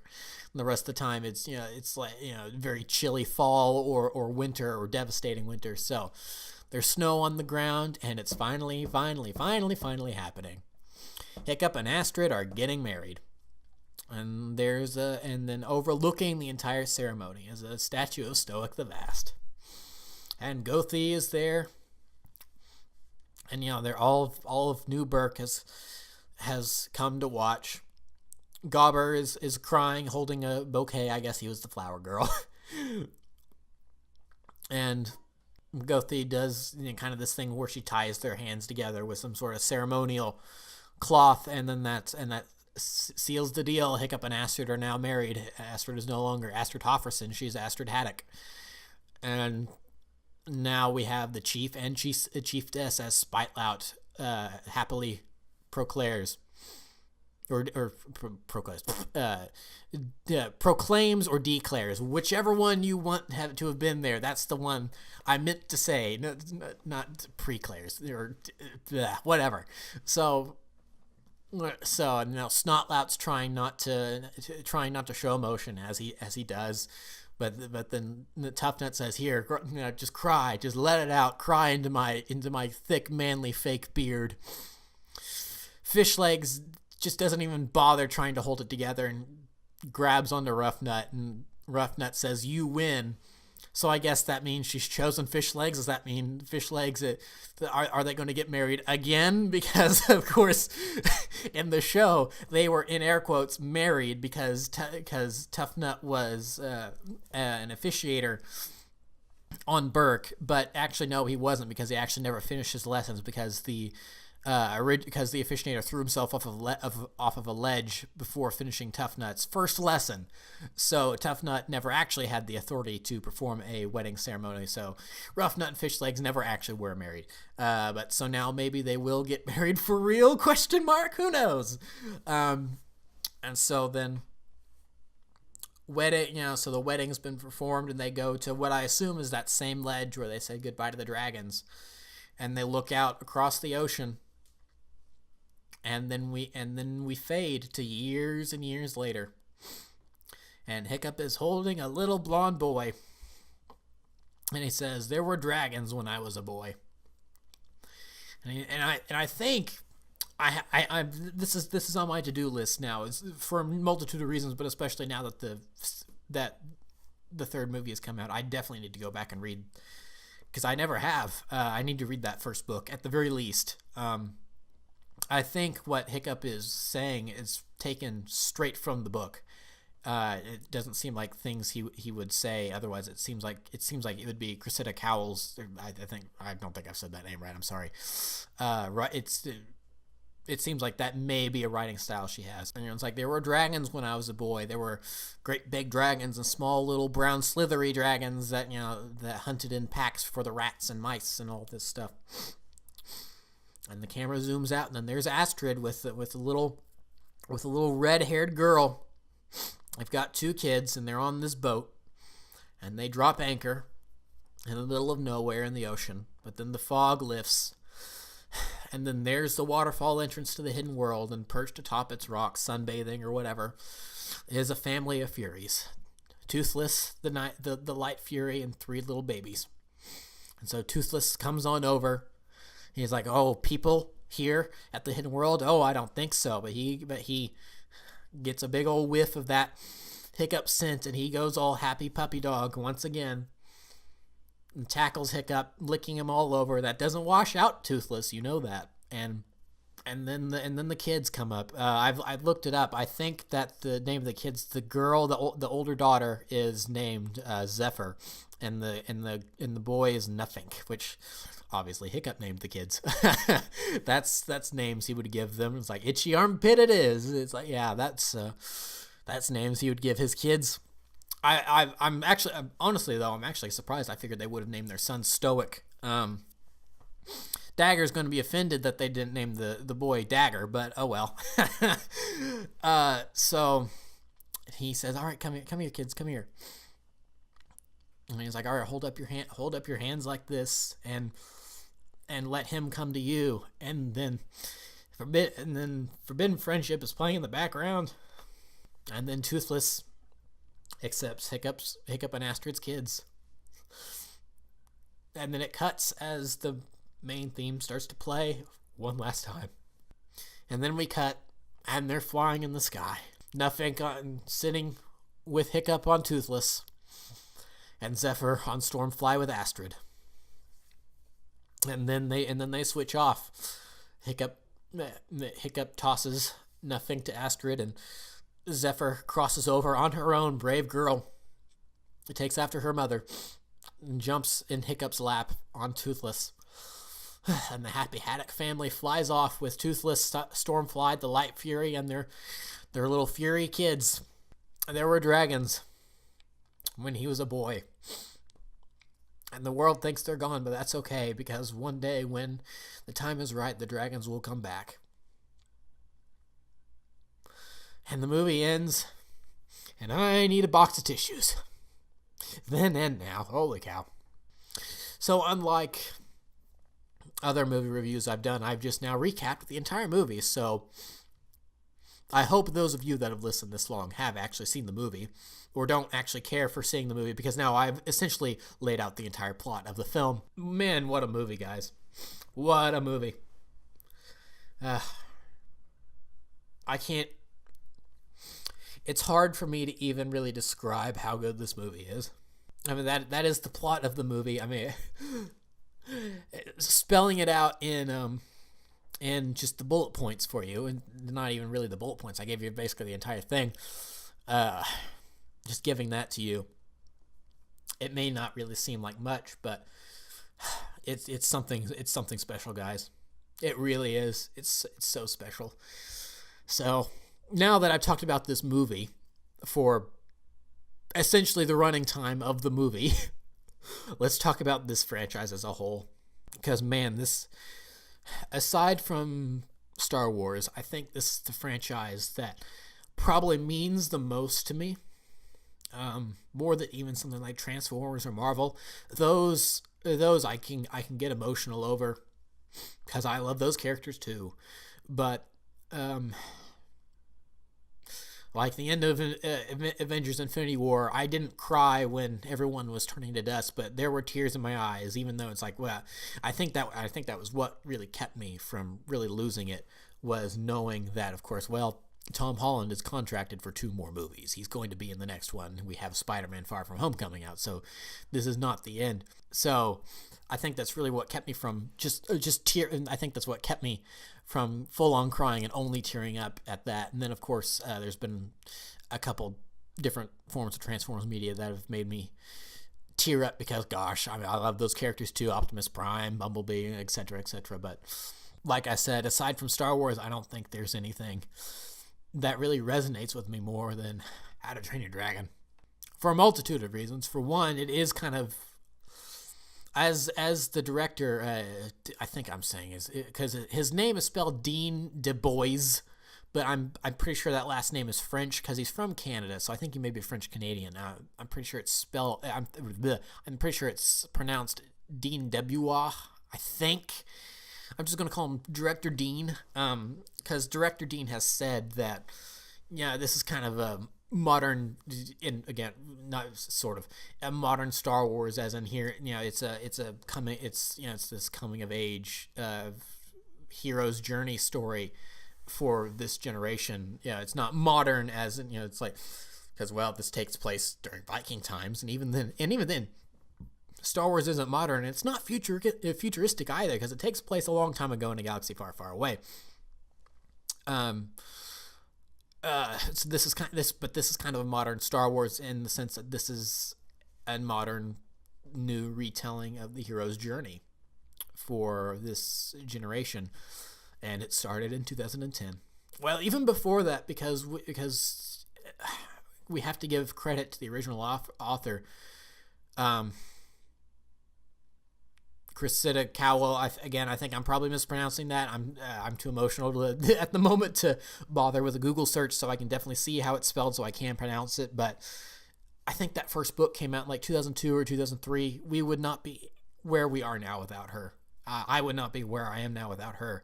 The DreamWorks version of How to Train Your Dragon, the whole franchise, is very different from the books. While I have not read them, I've done my research. Very different from the books.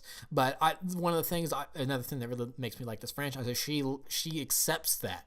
She accepts that in order to tell this story as a movie, they had to change things, because the first movie actually went through some troubled development. There was I think they went through like 2 or 3 directors before they settled on director Dean and Chris Sanders to co-direct the first movie, and then Dean directed 2 and 3 on his own. After the 2 of them had done Lilo and Stitch for Disney, another great movie. And so, there had been a couple directors before them, and from what I've read up, it seemed like it was going to be more of a 1-for-1 with the original books, but they decided to change things up a little bit.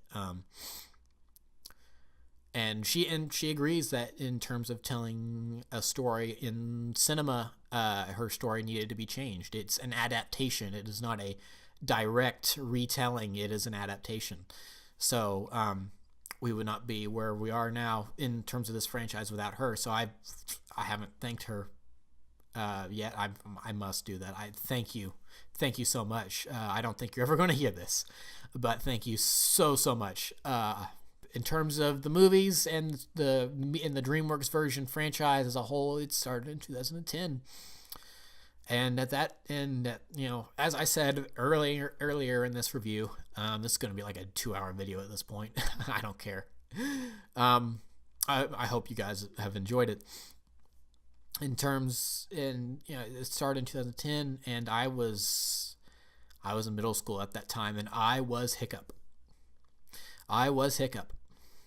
at the beginning of that movie. I wasn't quite as old because I was only in middle school, but Hiccup was 15 in that first movie, and he was the village outcast. And his father still loved him, obviously, you could tell, but they were so different, and it's like he was just this screw up troublemaker that couldn't do anything right. He was not a Viking. He did not fit in, and everyone just kept giving him, it's like they kept telling you need to fit in, you need to try better, you need to do more, you're not good enough for us, all that stuff. And that's where I was in middle school. Not with my parents. My parents have always been very supportive of me. But at school, after elementary school ended, I didn't have any friends at school. Church, whole nother story. That they to this day they remain my best friends because this series is partly what taught me what real friendship is. But at school, I had friends, quote unquote, that I thought were my friends, but the second we got to middle school, they dropped me because I didn't take to liking girls right off the bat. I didn't, try out for the junior high football team. It's like I wasn't giving up my Lego. I wasn't getting rid of all my Lego. I was still reading Star Wars books in class. Well, not in class, before and after class. When there was downtime, or if I finished assignments early instead of trying to pass notes and do all this rebellious, preteen teenager stuff. I was like, ooh, what are the Republic Commandos getting up to? In Star Wars land. It's like I was doing that, and they gave me a lot of grief for that. So that first movie came out, and that it really resonated with me because I was Hiccup. He was me. I dealt with it the same way he dealt with it, with some very biting sarcasm. There's that great moment in the first movie where Stoic he's yelling at Hiccup in front of the entire village. Not cool, Stoic. Why don't you just do what you're told? I've got a village to worry about, not let alone you trying to destroy the village half the time. I have to figure out how to feed them. And Hiccup says, well, between you and me, Dad, some of the villagers could go with a little less feeding, if you know what I mean. And one of the Vikings looks down and is like, oh, I'm not that fat. It's... I was very much the same way. At first, anyway. After a while, I just tuned them out and ignored them. And then when I started ignoring them, they started ignoring me, and then I just became a nobody. Well, a different sort of nobody. So that first movie came out, and I think that's one of the reasons I then and now to this day think it was so good, is because I was the main character. The only thing is that I didn't shoot down a Night Fury and lose a leg. He did those things. It's kind of this nice fantasy. It is a fantasy, but it's a nice fantasy for me to think, oh, underdog story. He won the admiration of his friends. He gets in the good graces with, as it turns out to be, his future wife. It's like everything turns around, and then the next 6 years for him are really great. Actually, the rest of his life, I guess, end up being really great. So that the next 6 years, there's dragons everywhere, whatever trials and tribulations that may bring. So after we finished watching that movie over the course of those 2 days, I could not stop thinking about it. For like the next 2 weeks, the only thing I could think of was dragons. And then I kind of moved on. It's like, I really appreciate that movie. And then I moved on. But then 2 years after that, we moved. And we moved states. And so I've talked a little bit, just a tiny bit about this in my 10-year anniversary video. I touched on it just very slightly. I focused more on thank yous to the people that have done so much for me in that video. And I said maybe someday I'll kind of go into why these people mean so much to me. And I guess that today is that day. And it works better this way than just to make it a random video, because How to Train a Dragon has so much to do with that and why I appreciate them. So 2 years later, we move. It's 2012 now, and we moved states, and I am ripped away from the only people I could call friends. So because at about that same time, I am Hiccup. I don't have any friends, but then I discover who my real friends are, and it's like, and so Hiccup discovers Toothless, and then he gets friends, and everything's okay. I discovered who my real friends were, and everything was okay. But then I had to leave them, and that broke my heart. And so we moved, and that was very, very hard for me, because all of a sudden, as one of the reasons this movie, The Hidden World, means so much to me now is that, the whole thing about Hiccup is that he feels without Toothless, he's nothing. And this movie helps him. All the movies are, but this movie especially is him discovering who he is. And, it's like the second movie deals a lot with that. It's like you have the heart of a chief and the soul of a dragon. And then this one, Hiccup, he realizes that Toothless does not define him. He is his own great, awesome person. He doesn't need Toothless to be amazing. Now, of course, he still loves Toothless. That's not, I don't need Toothless at all. That's okay. Okay, that's fine. Grimmel can have no, but he'd still do anything for his friends. Toothless especially. So, Toothless gets taken away from Hiccup in this film, and he feels like he's nothing. I am removed from my friends, and I feel like I am nothing again. And then we move, and then on TV, I can't remember when I saw it advertised. I may have even been flipping through channels, but then I saw the commercial where they said, hey, you remember that DreamWorks movie, How to Train Your Dragon? Well, guess what? A TV series based off of that is coming to Cartoon Network. I'm like, oh, How to Train Your Dragon. And actually at that point, I'd kind of forgotten how much that movie meant to me. And so I'm like, hey, you know what? I liked that movie. That was a good movie. Let's tune in for the TV show, because the DreamWorks TV shows at that point anyway were still pretty good, because the only other DreamWorks TV show on at the time, I think, was Penguins of Madagascar. Because I think it was Penguins of Madagascar, and then Dragons started, and then they kind of started doing more TV shows. I think Penguins and Dragons were the first two DreamWorks TV shows. I could be wrong on that. But that sounds about right.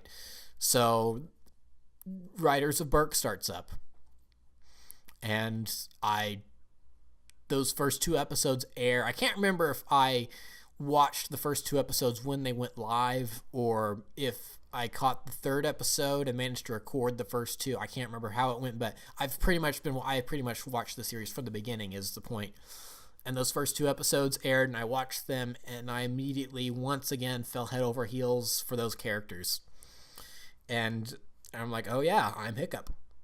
He is me, but he's got friends now. And so I kind of, of course I kept in touch with my friends. Again, I kind of touched on this point a little bit in my 10-year anniversary video, but I didn't get to see them very, very often. Some of them I haven't seen in over a year at this point. As the years have gone on, I've seen them less and less and less, just because life has been happening. But so back then I got to see them a little more often, every couple of months or so, which was nice. It was always something to look forward to. But Dragons helped keep me sane, along with other things, like Star Wars. Of course, Star Wars is, but even though How to Train Your Dragon means so much to me, if I had a gun in my head, it's like, okay, choose one franchise to follow for the rest of your life, and that's the only one you can follow. It's going to be Star Wars, hands down. But that's because Star Wars can pretty much be anything it wants to be. It can be a Western. It could be a Kung Fu movie with laser swords and stuff like that. It can be whatever it wants to be. And of course, Star Wars means a whole bunch of stuff to me for other reasons. But Riders of Berk was something that really helped keep me sane. And then, of course, the first season ended. Second season started, Defenders of Berk. And gosh, at this point, I had fallen so far deep down that hole again. Since 2012, I've thought about dragons probably just about as often as I do Transformers or Marvel or Star Wars. I'm like, I wonder what's going on in the archipelago today. What adventures are they getting up to now? And then, of course, the second movie was growing closer. And so, second movie came out, again, as I said, went and saw it a day or two early, double feature in 3D, watched it, loved it, and then I think it was a little bit before How to Train Your Dragon 2 came out, but they had announced that they were doing a third and fourth season and that they were going to be on Netflix. I'm like, oh, that's interesting. And then, of course, that third and fourth season ended up turning into 6 seasons. Of course, they were shorter seasons, 13 episodes instead of the 20 we'd been used to. But still, that's still 6 seasons of 13 episodes. That's a lot of episodes. So, second movie came out, then Race to the Edge started. And that was coming at a great time. It's like first movie comes out, I'm in middle school, I am Hiccup. And then Race to the Edge comes out, I am now in high school, I'm a senior in high school, and I am Hiccup again. Me and my friends we're doing, we haven't seen each other in a while, but we're talking regularly via text and stuff. So I still have plenty of contact with them. So so even though don't really have any friends to talk with in real life, I still have my friends and everything's going pretty well. But I can see that they're all starting to prep for the next phase of their lives and move on. It's like, because two of them are actually a year older than me, so they had already graduated high school at this point. I think they ended up taking gap years to do other things before they started college.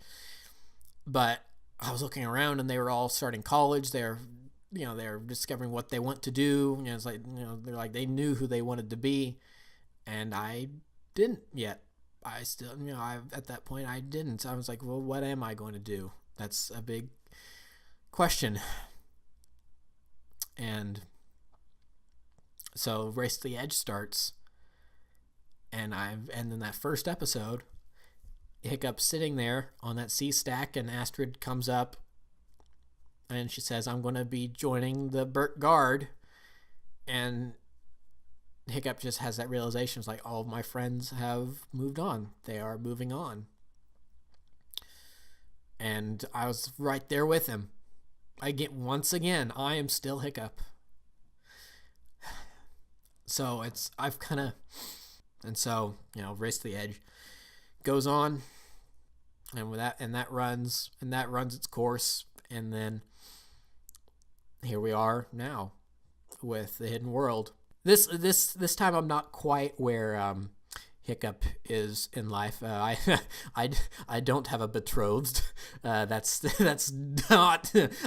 That's the one difference between me and Hiccup. Besides, obviously, having a dragon, and also I've not had a absentee. I mean, you guys get what I mean when I say I am Hiccup. We are not a 1-for-1 comparison. I am exactly that character, but I am Hiccup in that I can really empathize with what he is going through, because we are going through some of the similar things, even if we aren't 100% exactly the same. You guys know what I'm saying when I say I am Hiccup. So the Hidden World to come out, and a big thing of it being that Hiccup doesn't feel like he's anything without Toothless. It's like that resonates with me so much. It's a chapter of, as I'm recording this, I am a junior in college. I have a year left of college, and then because since Race to the Edge started, and Hiccup found what his calling is. He's a chief. Even if he didn't want to own up to that, everything he did on Dragon's Edge was training him to be a chief more than Stoic probably even could. It was on the job training, really, because he and his friends moved out there, and they were their own tiny little village. And so he found his calling. I found mine. I'm going to be a filmmaker, hopefully. Not hopefully. I would argue I have been a filmmaker for the last 10 years. Varying degrees of quality of filmmaker, but a filmmaker nonetheless. It's just that, hopefully I can be, I'm at school to be a professional filmmaker. So for How to Train Your Dragon to end, it's signaling the beginning of the end of a chapter in my life, and of course the start of a new one. As one chapter ends, another begins, until we get to the end of the book of life. So that's another reason why I really appreciate all the little references and stuff to the TV show in the Hidden World, because it's one story. It is one story, and it's like we have followed 6 years in the life of this guy and his friend the dragon, and to discount any of what they did, to say, oh no, that TV show, that doesn't matter. I was like, yeah, it does. Yeah, it matters. So to have a kind of vague reference to Vigo, and to have the toy dragon in there. I guess this has been a movie review, but it's also been kind of my thoughts on the franchise as a whole. I was planning on doing this, and I guess I will spend a couple minutes doing this. I won't keep you guys much longer, because at this point this is a 2-hour video. I may not even loop the trailers like I did for my past movie reviews, just because of how long this video is going to be. The TV show, or TV shows rather, because you could make the argument that there's not even 2 TV shows, there's 3 TV shows, if you count Riders and Defenders of Berk as 2 separate things because of the change in subtitle. I count them as 2 different TV shows, because of the change between distributors from Cartoon Network to Netflix. That's the only reason I count them separately. If they had always been on Cartoon Network, or if they had always been on Netflix, then I would count it as one TV show. It's just that each season changes subtitles, because it is one TV show. It's just that technically speaking, because of the change in the distributor, it's 2. The TV show is very interesting because in some ways it's a little more kid friendly than the movies, and even then these are kids movies. Kids movies seems like that's dumbing it down. They're family movies. They are family movies. The TV show is interesting because it has to be a little more family friendly, because I'm pretty sure they're rated TVY7, which is a little younger than your typical PG, because movie ratings and television ratings are slightly different. You can kind of make comparisons, but they're not one-to-one comparisons, because like what you would say a PG-13 movie would be in theaters and what a PG-13 show would be are very different. You can't say the F word on network television unless it's on cable and even then certain channels, where in a PG-13 movie you get the one F word, and that's Frankenstein. No, joking. So you get the one use of the F-bomb, where on TV you can't say that. So so the television show, I think because of that, has always skewed a little younger, but even then they still keep it fairly mature, so to speak, because it's like they shy away from showing it in the show and in the films, but people die. There's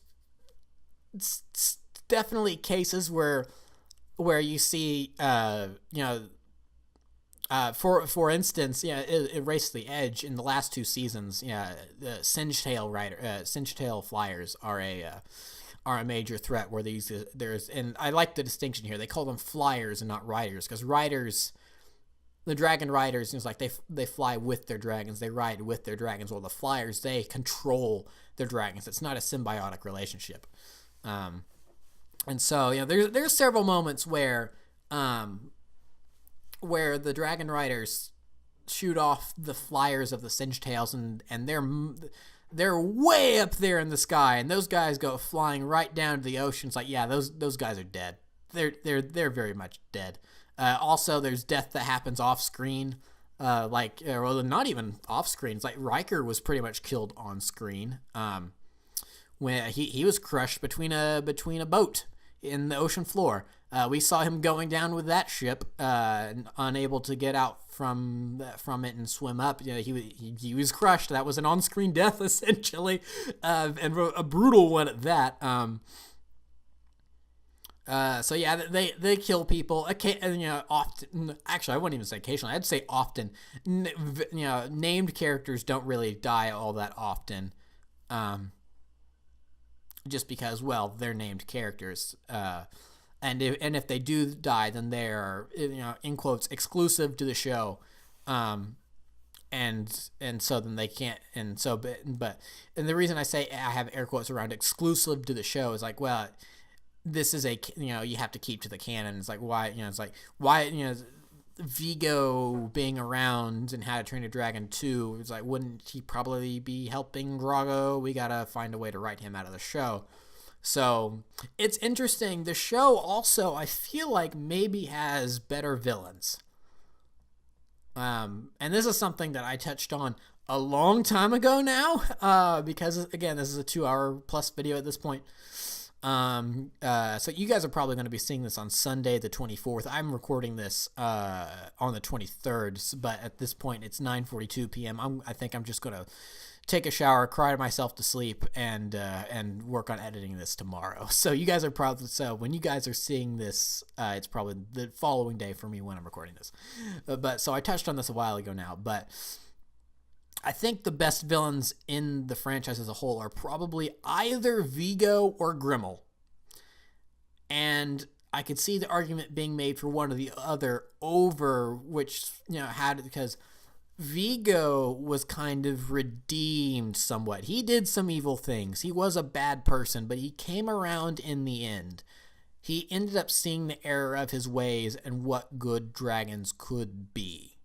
The sense of loyalty and all of that. And so he ends up sacrificing himself to let Hiccup and Toothless escape. And also, for a quote-unquote kids show, that's a pretty brutal image when he turns around and there's 4 arrows sticking out of his back.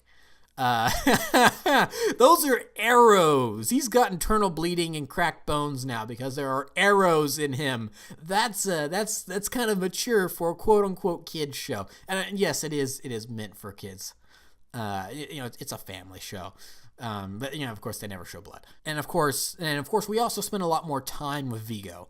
I mean, the Dragon Riders spent months battling Vigo's forces and Vigo himself, and he outsmarted them and outplayed them very often.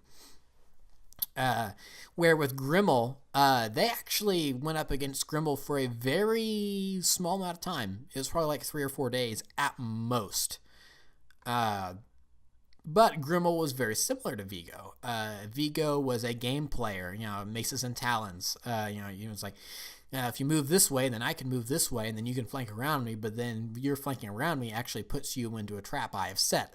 And so then I get, Viking checkmate and I win. And by me winning, it means you're dead. He kind of does that sort of thing. Where with Grimmel, his game is a hunt. So they're both game players, but the difference between Vigo and Grimmel really is one age, obviously, because Grimmel's an old guy at this point. But Grimmel doesn't, either he didn't want to or he wasn't able to see the good the dragons could be. And so then that ended up being his fatal flaw, because that's what ended up kind of getting him killed. Because he disagreed with Hiccup. You disagree with Hiccup, you're probably going to end up dead. Stoic the Vast can tell you that. He disagreed with Hiccup a lot. I'm sorry. That was poor taste. That was in very poor taste. Like in the movie, Snotlout says to Hiccup, "Who died and made you chief?"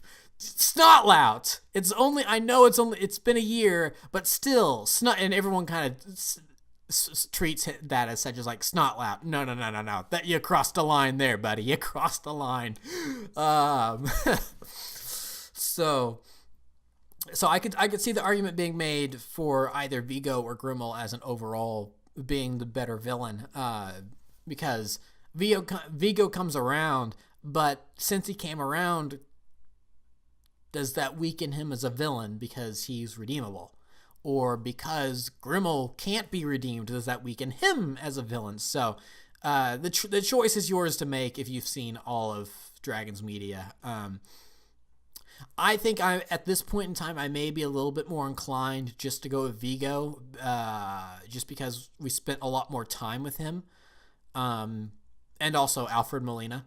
It's like I think Alfred Molina and Jay Baruchel have been in 2 projects together, and in both they were enemies. I'd like them to be in a 4th project or a 3rd project sometime in the future, and them to be friends. That would be nice. Because it's like, well, you spent countless hours now fighting each other. Can you play nice for once? So that's it. So that's nice.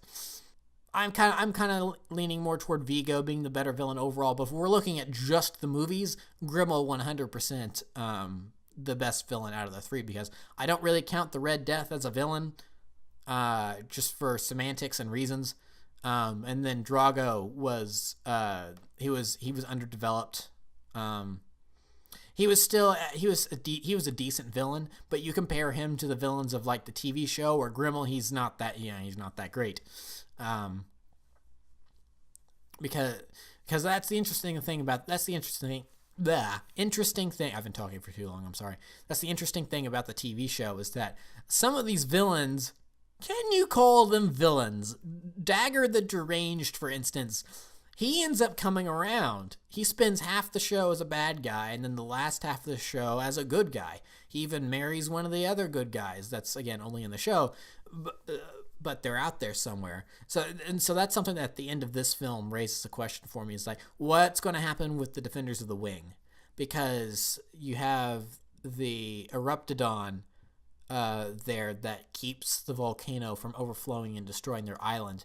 I feel like maybe because, again, I kind of sort of touched on this ages ago now, that the Defenders of the Wing are probably secluded enough that no one's going to be coming for the Eruptodon because they just don't know about it. It would take someone happening upon it by chance for them to even know about it, and even then, so you end up finding, so you're a dragon hunter and you end up there by chance. You gotta go through the Defenders of the Wing and the Berserkers. Yeah, I think the Eruptodon could probably stay there and not have to go to the hidden world, and everything will be fine. So that's that. The show was so great because one of the reasons I like Clone Wars and Rebels and Resistance so much from Star Wars is that, it is like, all right, we get a little half-hour adventure in this universe each week. It's like more time with these characters, more fun antics for them to get into, stuff like that. So, for instance, and it also kind of helps fill in some blanks, and it's especially the early episodes of Riders of Berk, where you really see them start to acclimate to having dragons around, because there's kind of this little grace period, this little honeymoon period where like, hey, everything's fine.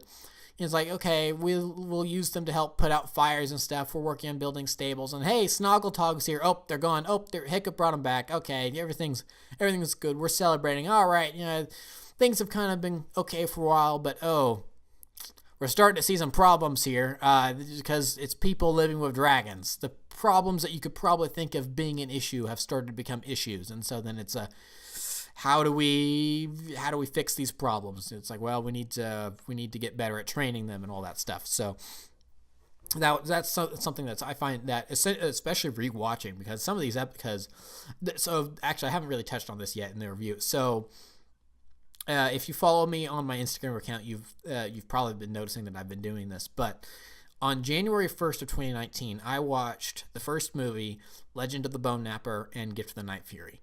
On January 2nd, I watched the first 2 episodes of Riders of Berk. On January the 3rd, I watched the next 2 episodes. You're probably seeing a pattern here. For the past, 54 days, I've watched a little bit of Dragons every day. So that way, when the day came that it was time for the Hidden World, I had watched everything very recently and was ready for it. So not only was this a 9 years in the making build-up, but this was also a last month and a half of my life build-up, which is probably another reason why I've been so emotional tonight, because I have been in this world basically nonstop for the past 54 days. I've watched everything. So tomorrow, not having anything Dragons, or today, depending on when you're watching this, again, it'll be tomorrow for me, but I'm not going to have anything Dragons to watch. I won't. And that's actually kind of scary for me right now. It's like, oh, am I going to go through withdrawals? What am I going to do? I mean, the easy answer is I just start over and do it all again. But, so going back, I had not seen some of these episodes since, like 2013, 2014. It had been a while. So it was interesting to go back and see some things that I had either forgotten about, or was able to appreciate in a new way, or look at and go, oh, hey, I didn't catch that the first time. That's leading to How to Train a Dragon 2. Or even you get to Race to the Edge. There's I think it's the last episode of season 1 where Hook Fang finds the female monstrous nightmare, and he has to help her protect the eggs from the Titan Wing monstrous nightmare. But the riders don't realize this at first. They think that Hook Fang's just up and leaving them because he's found a mate. And so then Hiccup and Astrid are cleaning Toothless and Stormfly, and they're kind of discussing this. And Hiccup's got a brush in his hands, and he takes Toothless by the face, and he says, "Yeah, you wouldn't do that to me, would you, bud?" And so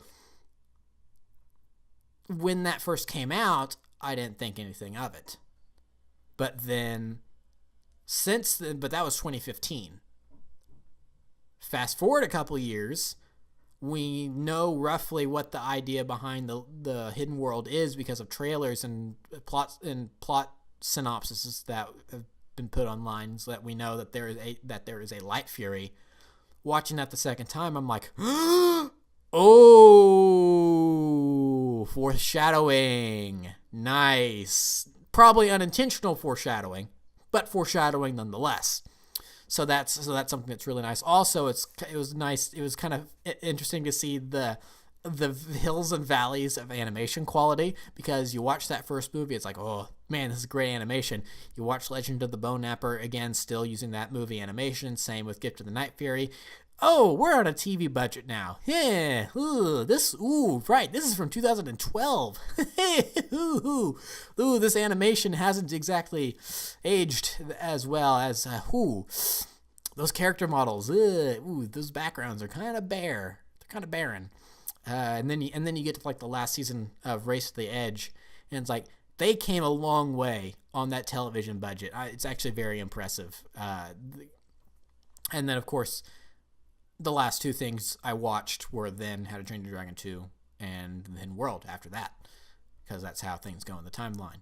So it was very interesting to do that. So because as I said, I was able to appreciate some things anew, find some kind of new hidden foreshadowings that had been in there.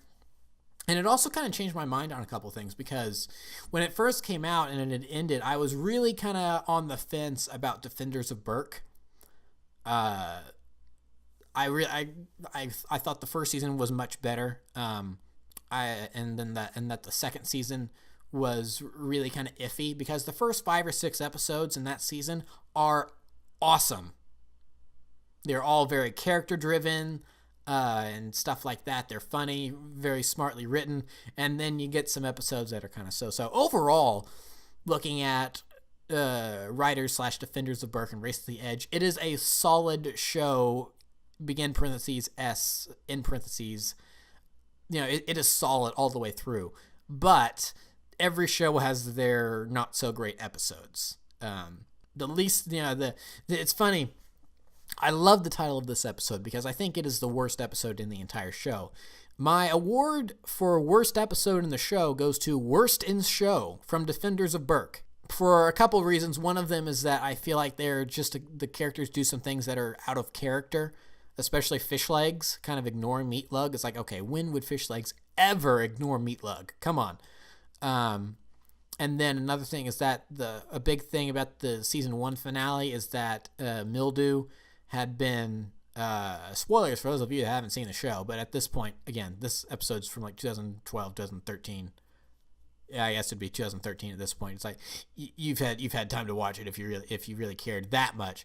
So Mildew had, he was a Berkian who had betrayed Berk and had gone to join the Outcasts, but they didn't really yet realize that he had done that. They thought he was just captured by the enemy. So Mildew shows back up on Berk with the bad guys, and Hiccup doesn't really treat it as that big a deal. It's like that should have been some sort of big reveal. It's like, wait, Mildew, because back when that season was airing, I hypothesized that one of the episodes would have been a big rescue mission to try to get Mildew back, and then they would have uncovered his betrayal.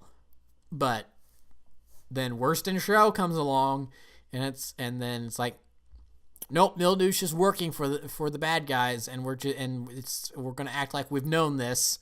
So, okay. Although there is one redeemable thing from Worst in Show, and that is the fact that they kind of keep on this running joke that I actually really like because it does fit with the characters. Is that the other teens kind of treat everything as a competition, and Hiccup keeps going, guys, it's not a competition. Why do we have, it's not a competition. They go, yes, it is. It's like, why do you have to treat it as a competition? Because it is a competition. And then that carries over to several episodes, as well as the Dawn of the Dragon Riders special, which is essentially a pilot for Race to the Edge that bridges Defenders of Berk and in the first season of Race to the Edge, because it takes place closer to Race to the Edge, but the majority of the episode actually is told in flashbacks where we see the younger variants of the characters. So that was fun to watch in between Defenders and Race to the Edge, season 1. So, Worst in Show, definitely the Worst in Show. In terms of the best, I mean, there's a whole lot of good episodes in this show. I think okay, hold really quick. Another one that doesn't work that well, and again, one of the reasons I don't think it works is because of it kind of goes against character a little bit, is Mia Morwing from the last season of Race to the Edge. It really paints Hiccup out to be a gigantic idiot because... it's funny. Also, I'm mad at it because it made me look like an idiot, because it was only this rewatch where I realized the title was a pun.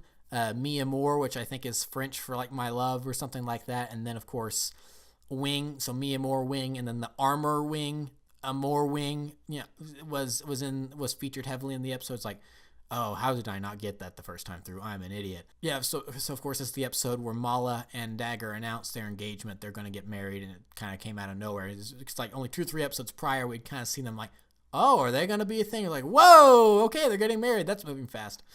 And so then Astrid, for what, granted, there was a lot of PDA going on. They were being very affectionate toward one another in public, and so... Granted, I think it was Tough Nut, because count on Tough Nut, one of the twins, to say something like this. It's like, oh, you can tell they're in love, because that's what real love looks like. So she questions, like, so what Hiccup and I have love? And so then she's like, it is. And so she wears her engagement, or her betrothal gift that Hiccup had given her, which was the betrothal gift that Stoic had given to Volka, and Stoic wanted Hiccup to give it to Astrid. So that way, a little part of Volka, even though she, at this point, everyone thought had been eaten by dragons, a little bit of Volka would always be with Hiccup and Astrid. Of course, you get something better than that, you actually get Volka, as it turns out. But, of course, they don't know that yet, because it hasn't happened yet. But, so, Astrid comes out of her hut, and it's kind of going, hey, Hiccup, notice anything different about me? And it's like, if what Hiccup said was true episodes earlier, where he said this medallion means a lot to my dad and I could think of no perfect gift since it was, my mother's betrothal gift, so I want to give it to you too, so that way a little bit of her will always be with us. It's like, obviously that thing means a whole, and also the thing gets stolen at the beginning of that episode, and he has to spend the whole episode chasing after it so he can even give it to Astrid in the first place. So if she comes out of that, if she comes out of her hut one day wearing it when she doesn't regularly wear it, then I feel like he would probably notice it right away. Go, hey, you're wearing your betrothal gift. It's like, but he doesn't notice it. It's like, okay, that's really stupid and out of character. Now I could see the argument that maybe she wears it a lot when they're just walking around the edge, and she leaves it behind when they go into battle because they're going into battle. Maybe, but we don't actually. If they had animated that, and we saw throughout those episodes leading up to Mia Moore Wing, where she, when they're just sitting around the edge, not doing anything, and she is wearing it, and then whenever they go into battle, she drops, she takes it off or puts it in a safe place before they leave. Then okay, then Hiccup's just being very distracted. I buy the quote unquote conflict of the episode. But that's not what happens. As is, it's something he should have noticed. It's like, okay, that's out of character, that's dumb. But at the same time, you have the twins and their shenanigans that episode, and that sort of kind of makes up for it. So that's why it doesn't get the worst spot, in my opinion. That still goes to worst in show. Anyway, so but that said, those aren't terrible episodes. I think they're just not good episodes. And then the rest of the show is essentially a home run. 118 episodes and 2 episodes are bad. That's pretty good. The only other show I can think of that has a track record like that is Clone Wars, where I think it has a very similar amount of episodes, soon to be more than that, but just as of right now, I think it has somewhere around the same amount of episodes, and only 1 episode is bad. I creeping hate A Sunny Day in the Void. That episode should never exist. It should have never existed in the first place. Anyway, so best episodes are probably the 3 episodes from season 5 of Race to the Edge. I watched all these very recently. I should remember what season they're from. The episode names and what season they're from will pop up in the video right now. At this point, I'm just going to make a still image of what's probably going to be the poster or Toothless or something.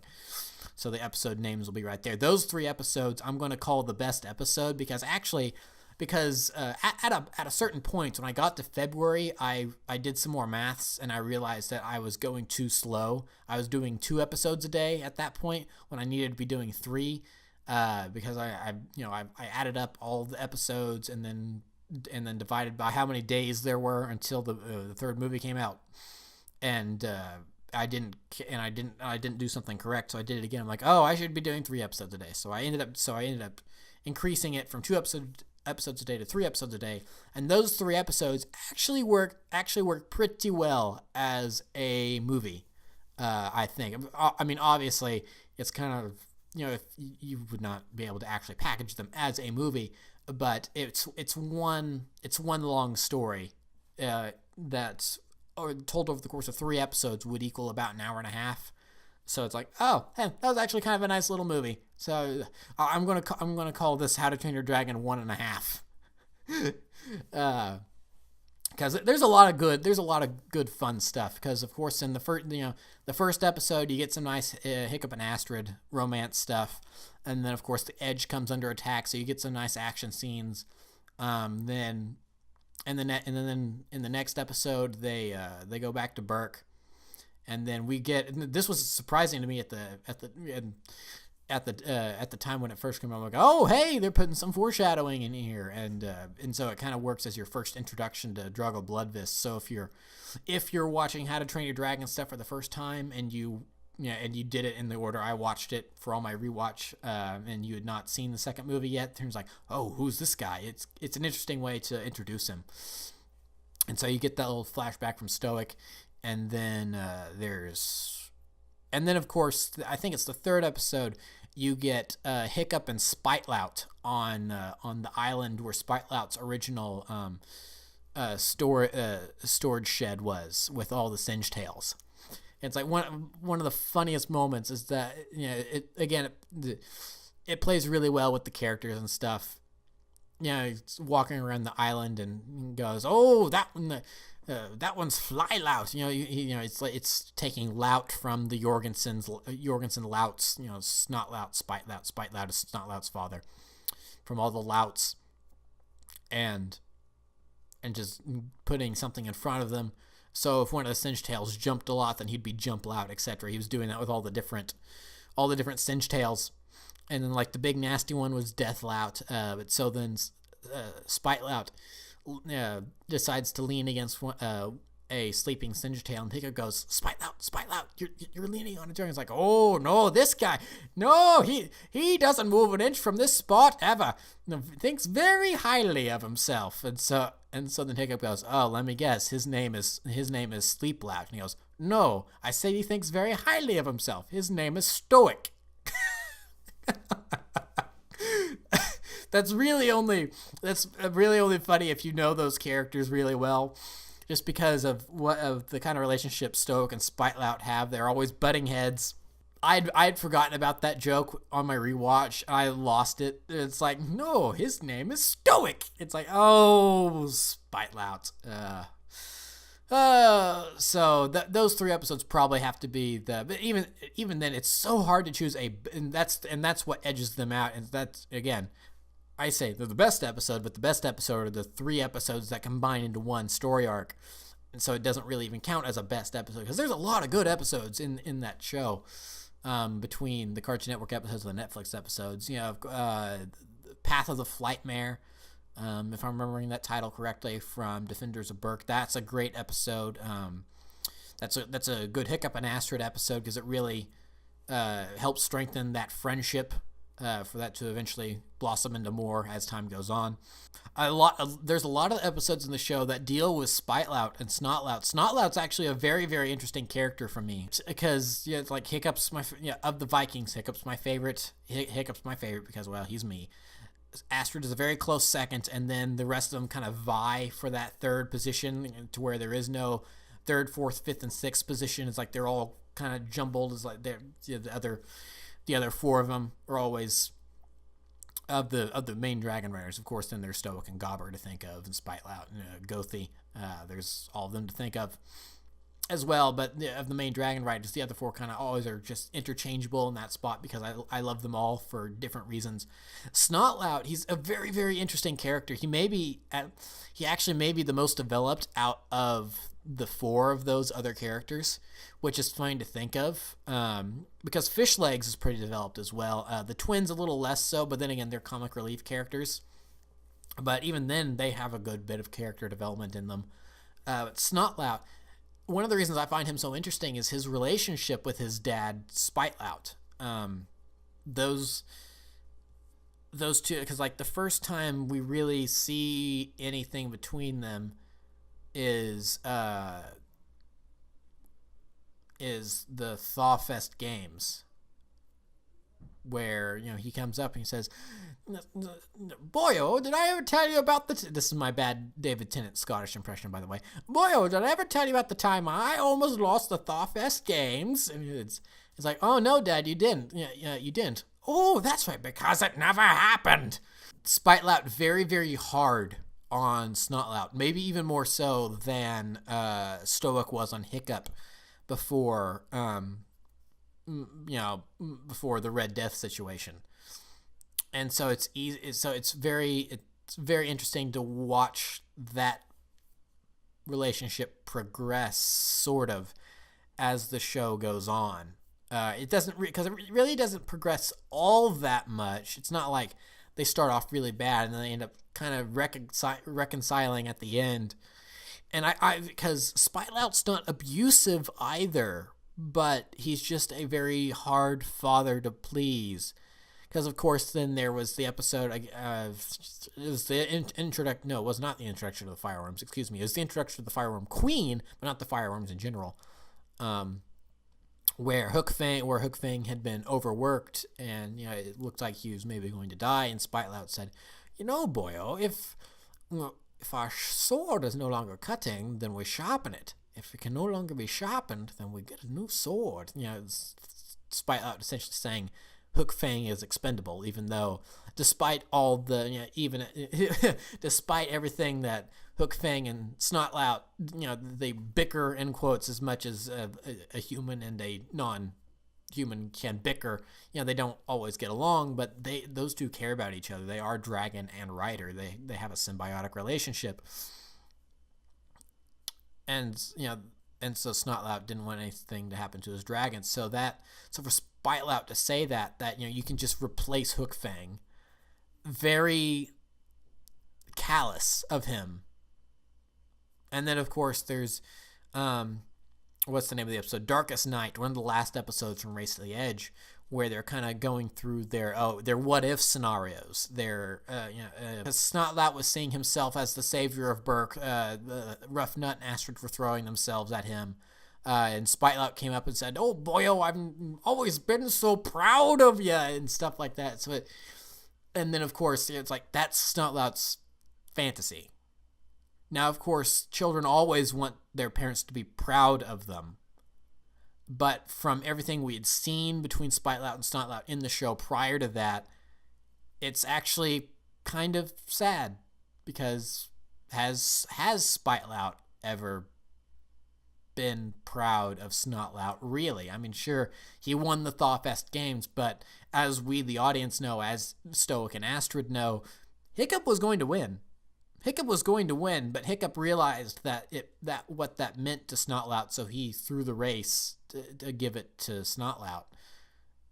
So, of course, Spitlout, was he proud of, it's like, maybe he always has been proud of Snotlout, but he just has a hard way of showing it, and kind of a similar, not dissimilar from how Stoic has trouble communicating with Hiccup sometimes. So, very, very interesting characters. Snotlout and Spitlout. And it's like, you don't get that in the movies. I mean, this is something I see at this point. I can't even remember if I brought it up. Did I bring this up earlier? I can't remember. Of course, I think maybe I did. But the rankings of the movies, for just disregarding the TV show and the specials, the franchise as a whole, looking at just the movies, where do they rank? I did bring this up. I remember now. That's how long I've been talking. 2.5 hours. Oh my gosh. I apologize, people. Thank you for sticking with me. If you have, I'm probably definitely going to timestamp this video. It's like, overview, emotional me talking about the show. I think the first movie I'm putting in first place just because it's that first movie. Second place, I think, is The Hidden World.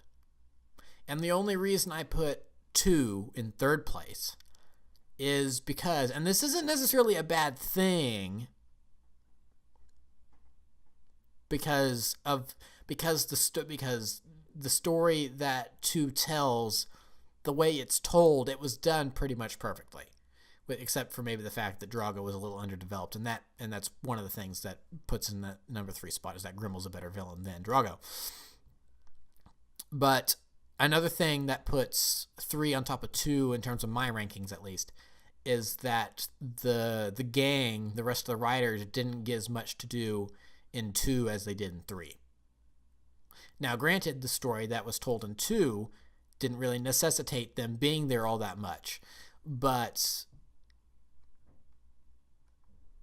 3 did. So, yeah, but you did get more of them in 3, but this way it's tricky. It's tricky to explain, but you do get, as a conclusion to everything, it does, the Hidden World does satisfy, because you do get just enough from everyone, except maybe Volka or Rhett. But we've barely spent any time with those two, which is I'm okay with them having, because that's another thing with this movie. Volka and Rhett don't really get too much to do in this movie at all. Rhett proves his usefulness to the plot by giving them intel on Grimmel, because he knew Grimmel from where he was from.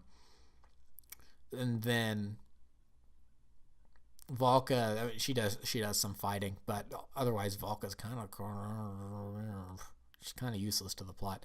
That would be my one complaint. They didn't utilize Volka or Rhett as well as they could have, but I'm kind of okay with it, because as a conclusion to everything, we had spent less time with those characters than others, so it was kind of okay that they were shoved to the side. Fishlegs got just enough stuff to do, although he maybe got the least out of the main dragon rider. Snotlout got some moments. He had that, because now Snotlout has this problem with being attracted to women in Hiccup's life, because of course, for a long time he kept trying to sell himself. It's like, hey, Astrid, you want to come be with me? But of course that didn't end up working out at all. And then so now he's like, oh, maybe I could get in good with Hiccup's mom. It's like, Snotlout, what? Shit, gross, Snotlout, gross. And then of course Snotlout, through that, then Snotlout kind of grew jealous of Rhett, which was interesting. So Snotlout got a little bit to do, and of course the twins may have gotten more to do in this film than they did even Fishlegs and Snotlout or any of the other 2 movies. Because of course Toughnut kind of had his weird, a little love guru thing, with Hiccup, where he's like, "Oh, I'm gonna make sure you're marriage material, buddy," and then of course Roughnut got the bit in the jail cell where she where she had almost annoyed everyone to death, or to her own death.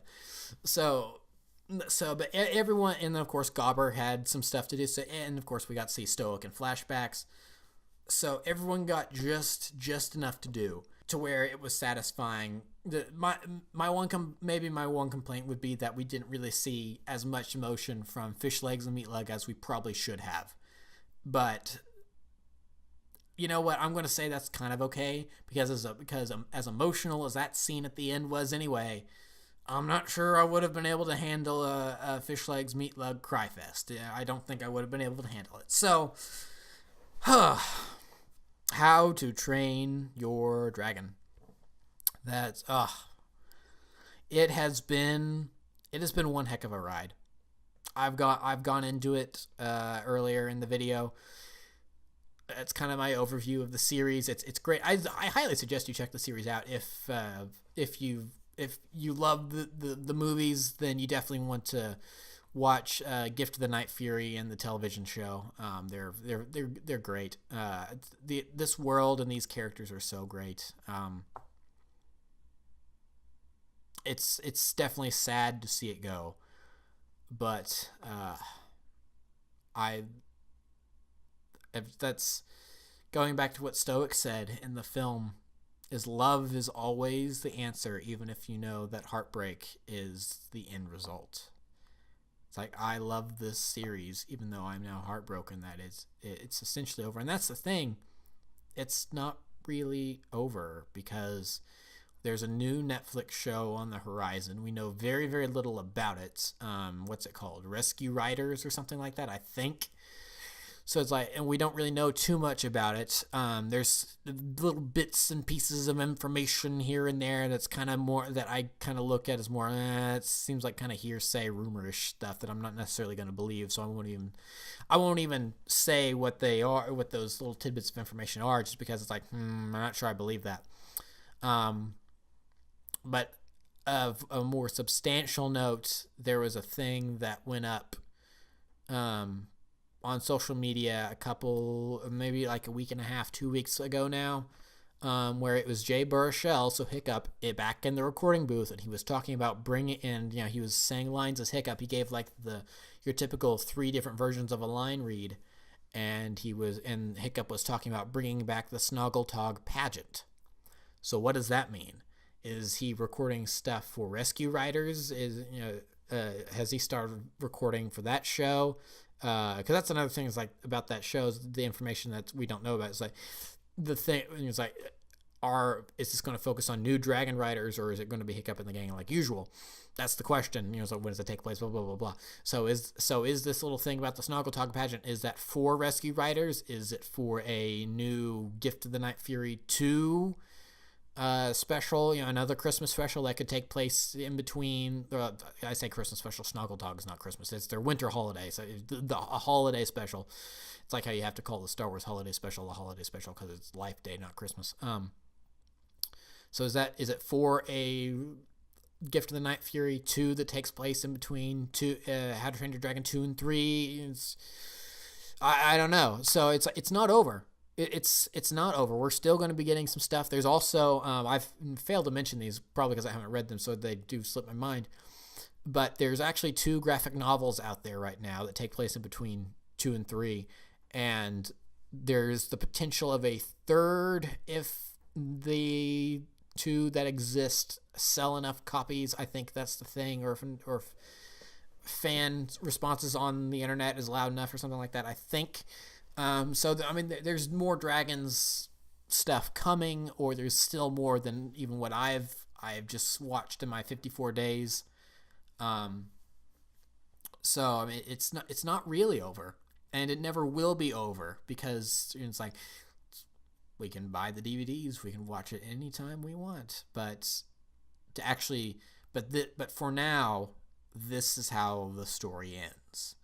And even if we do get more stuff in the future, this is how the story ends, and that stuff's probably going to be taking place in the in-between era when we don't have as, because like in the timeline there's a year between How to Train Your Dragon 2 and 3. What happens in that year? So there's a 3-year gap between the end of Defenders of Berk and the beginning of Race to the Edge Season 1. Of course, the beginning of Race to the Edge implies that they don't really do too much in those 3 years. So there's not actually as much wiggle room there as we would think. And also it'd be weird to go back to the young characters again, but I mean you can do stuff. There's the room to do stuff, but we know how it does end. So that's the thing.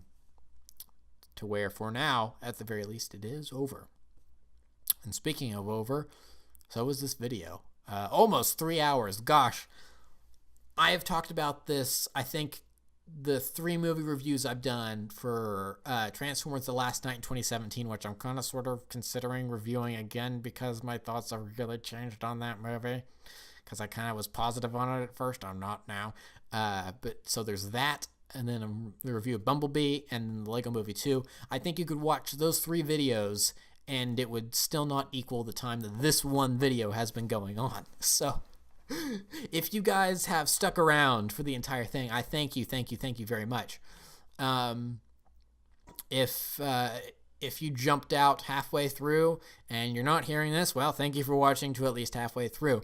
I never thought it would go this long, but there's obviously there is a lot to talk about because 1, I'm long-winded, and 2, this movie and this franchise has just meant so much to me. I have been an emotional wreck this weekend. I apologize that has come through on recording. I usually maintain my composure, whether it be or of any sort of emotion besides joy. I don't really get angry at video games, unless I'm acting, of course. Unless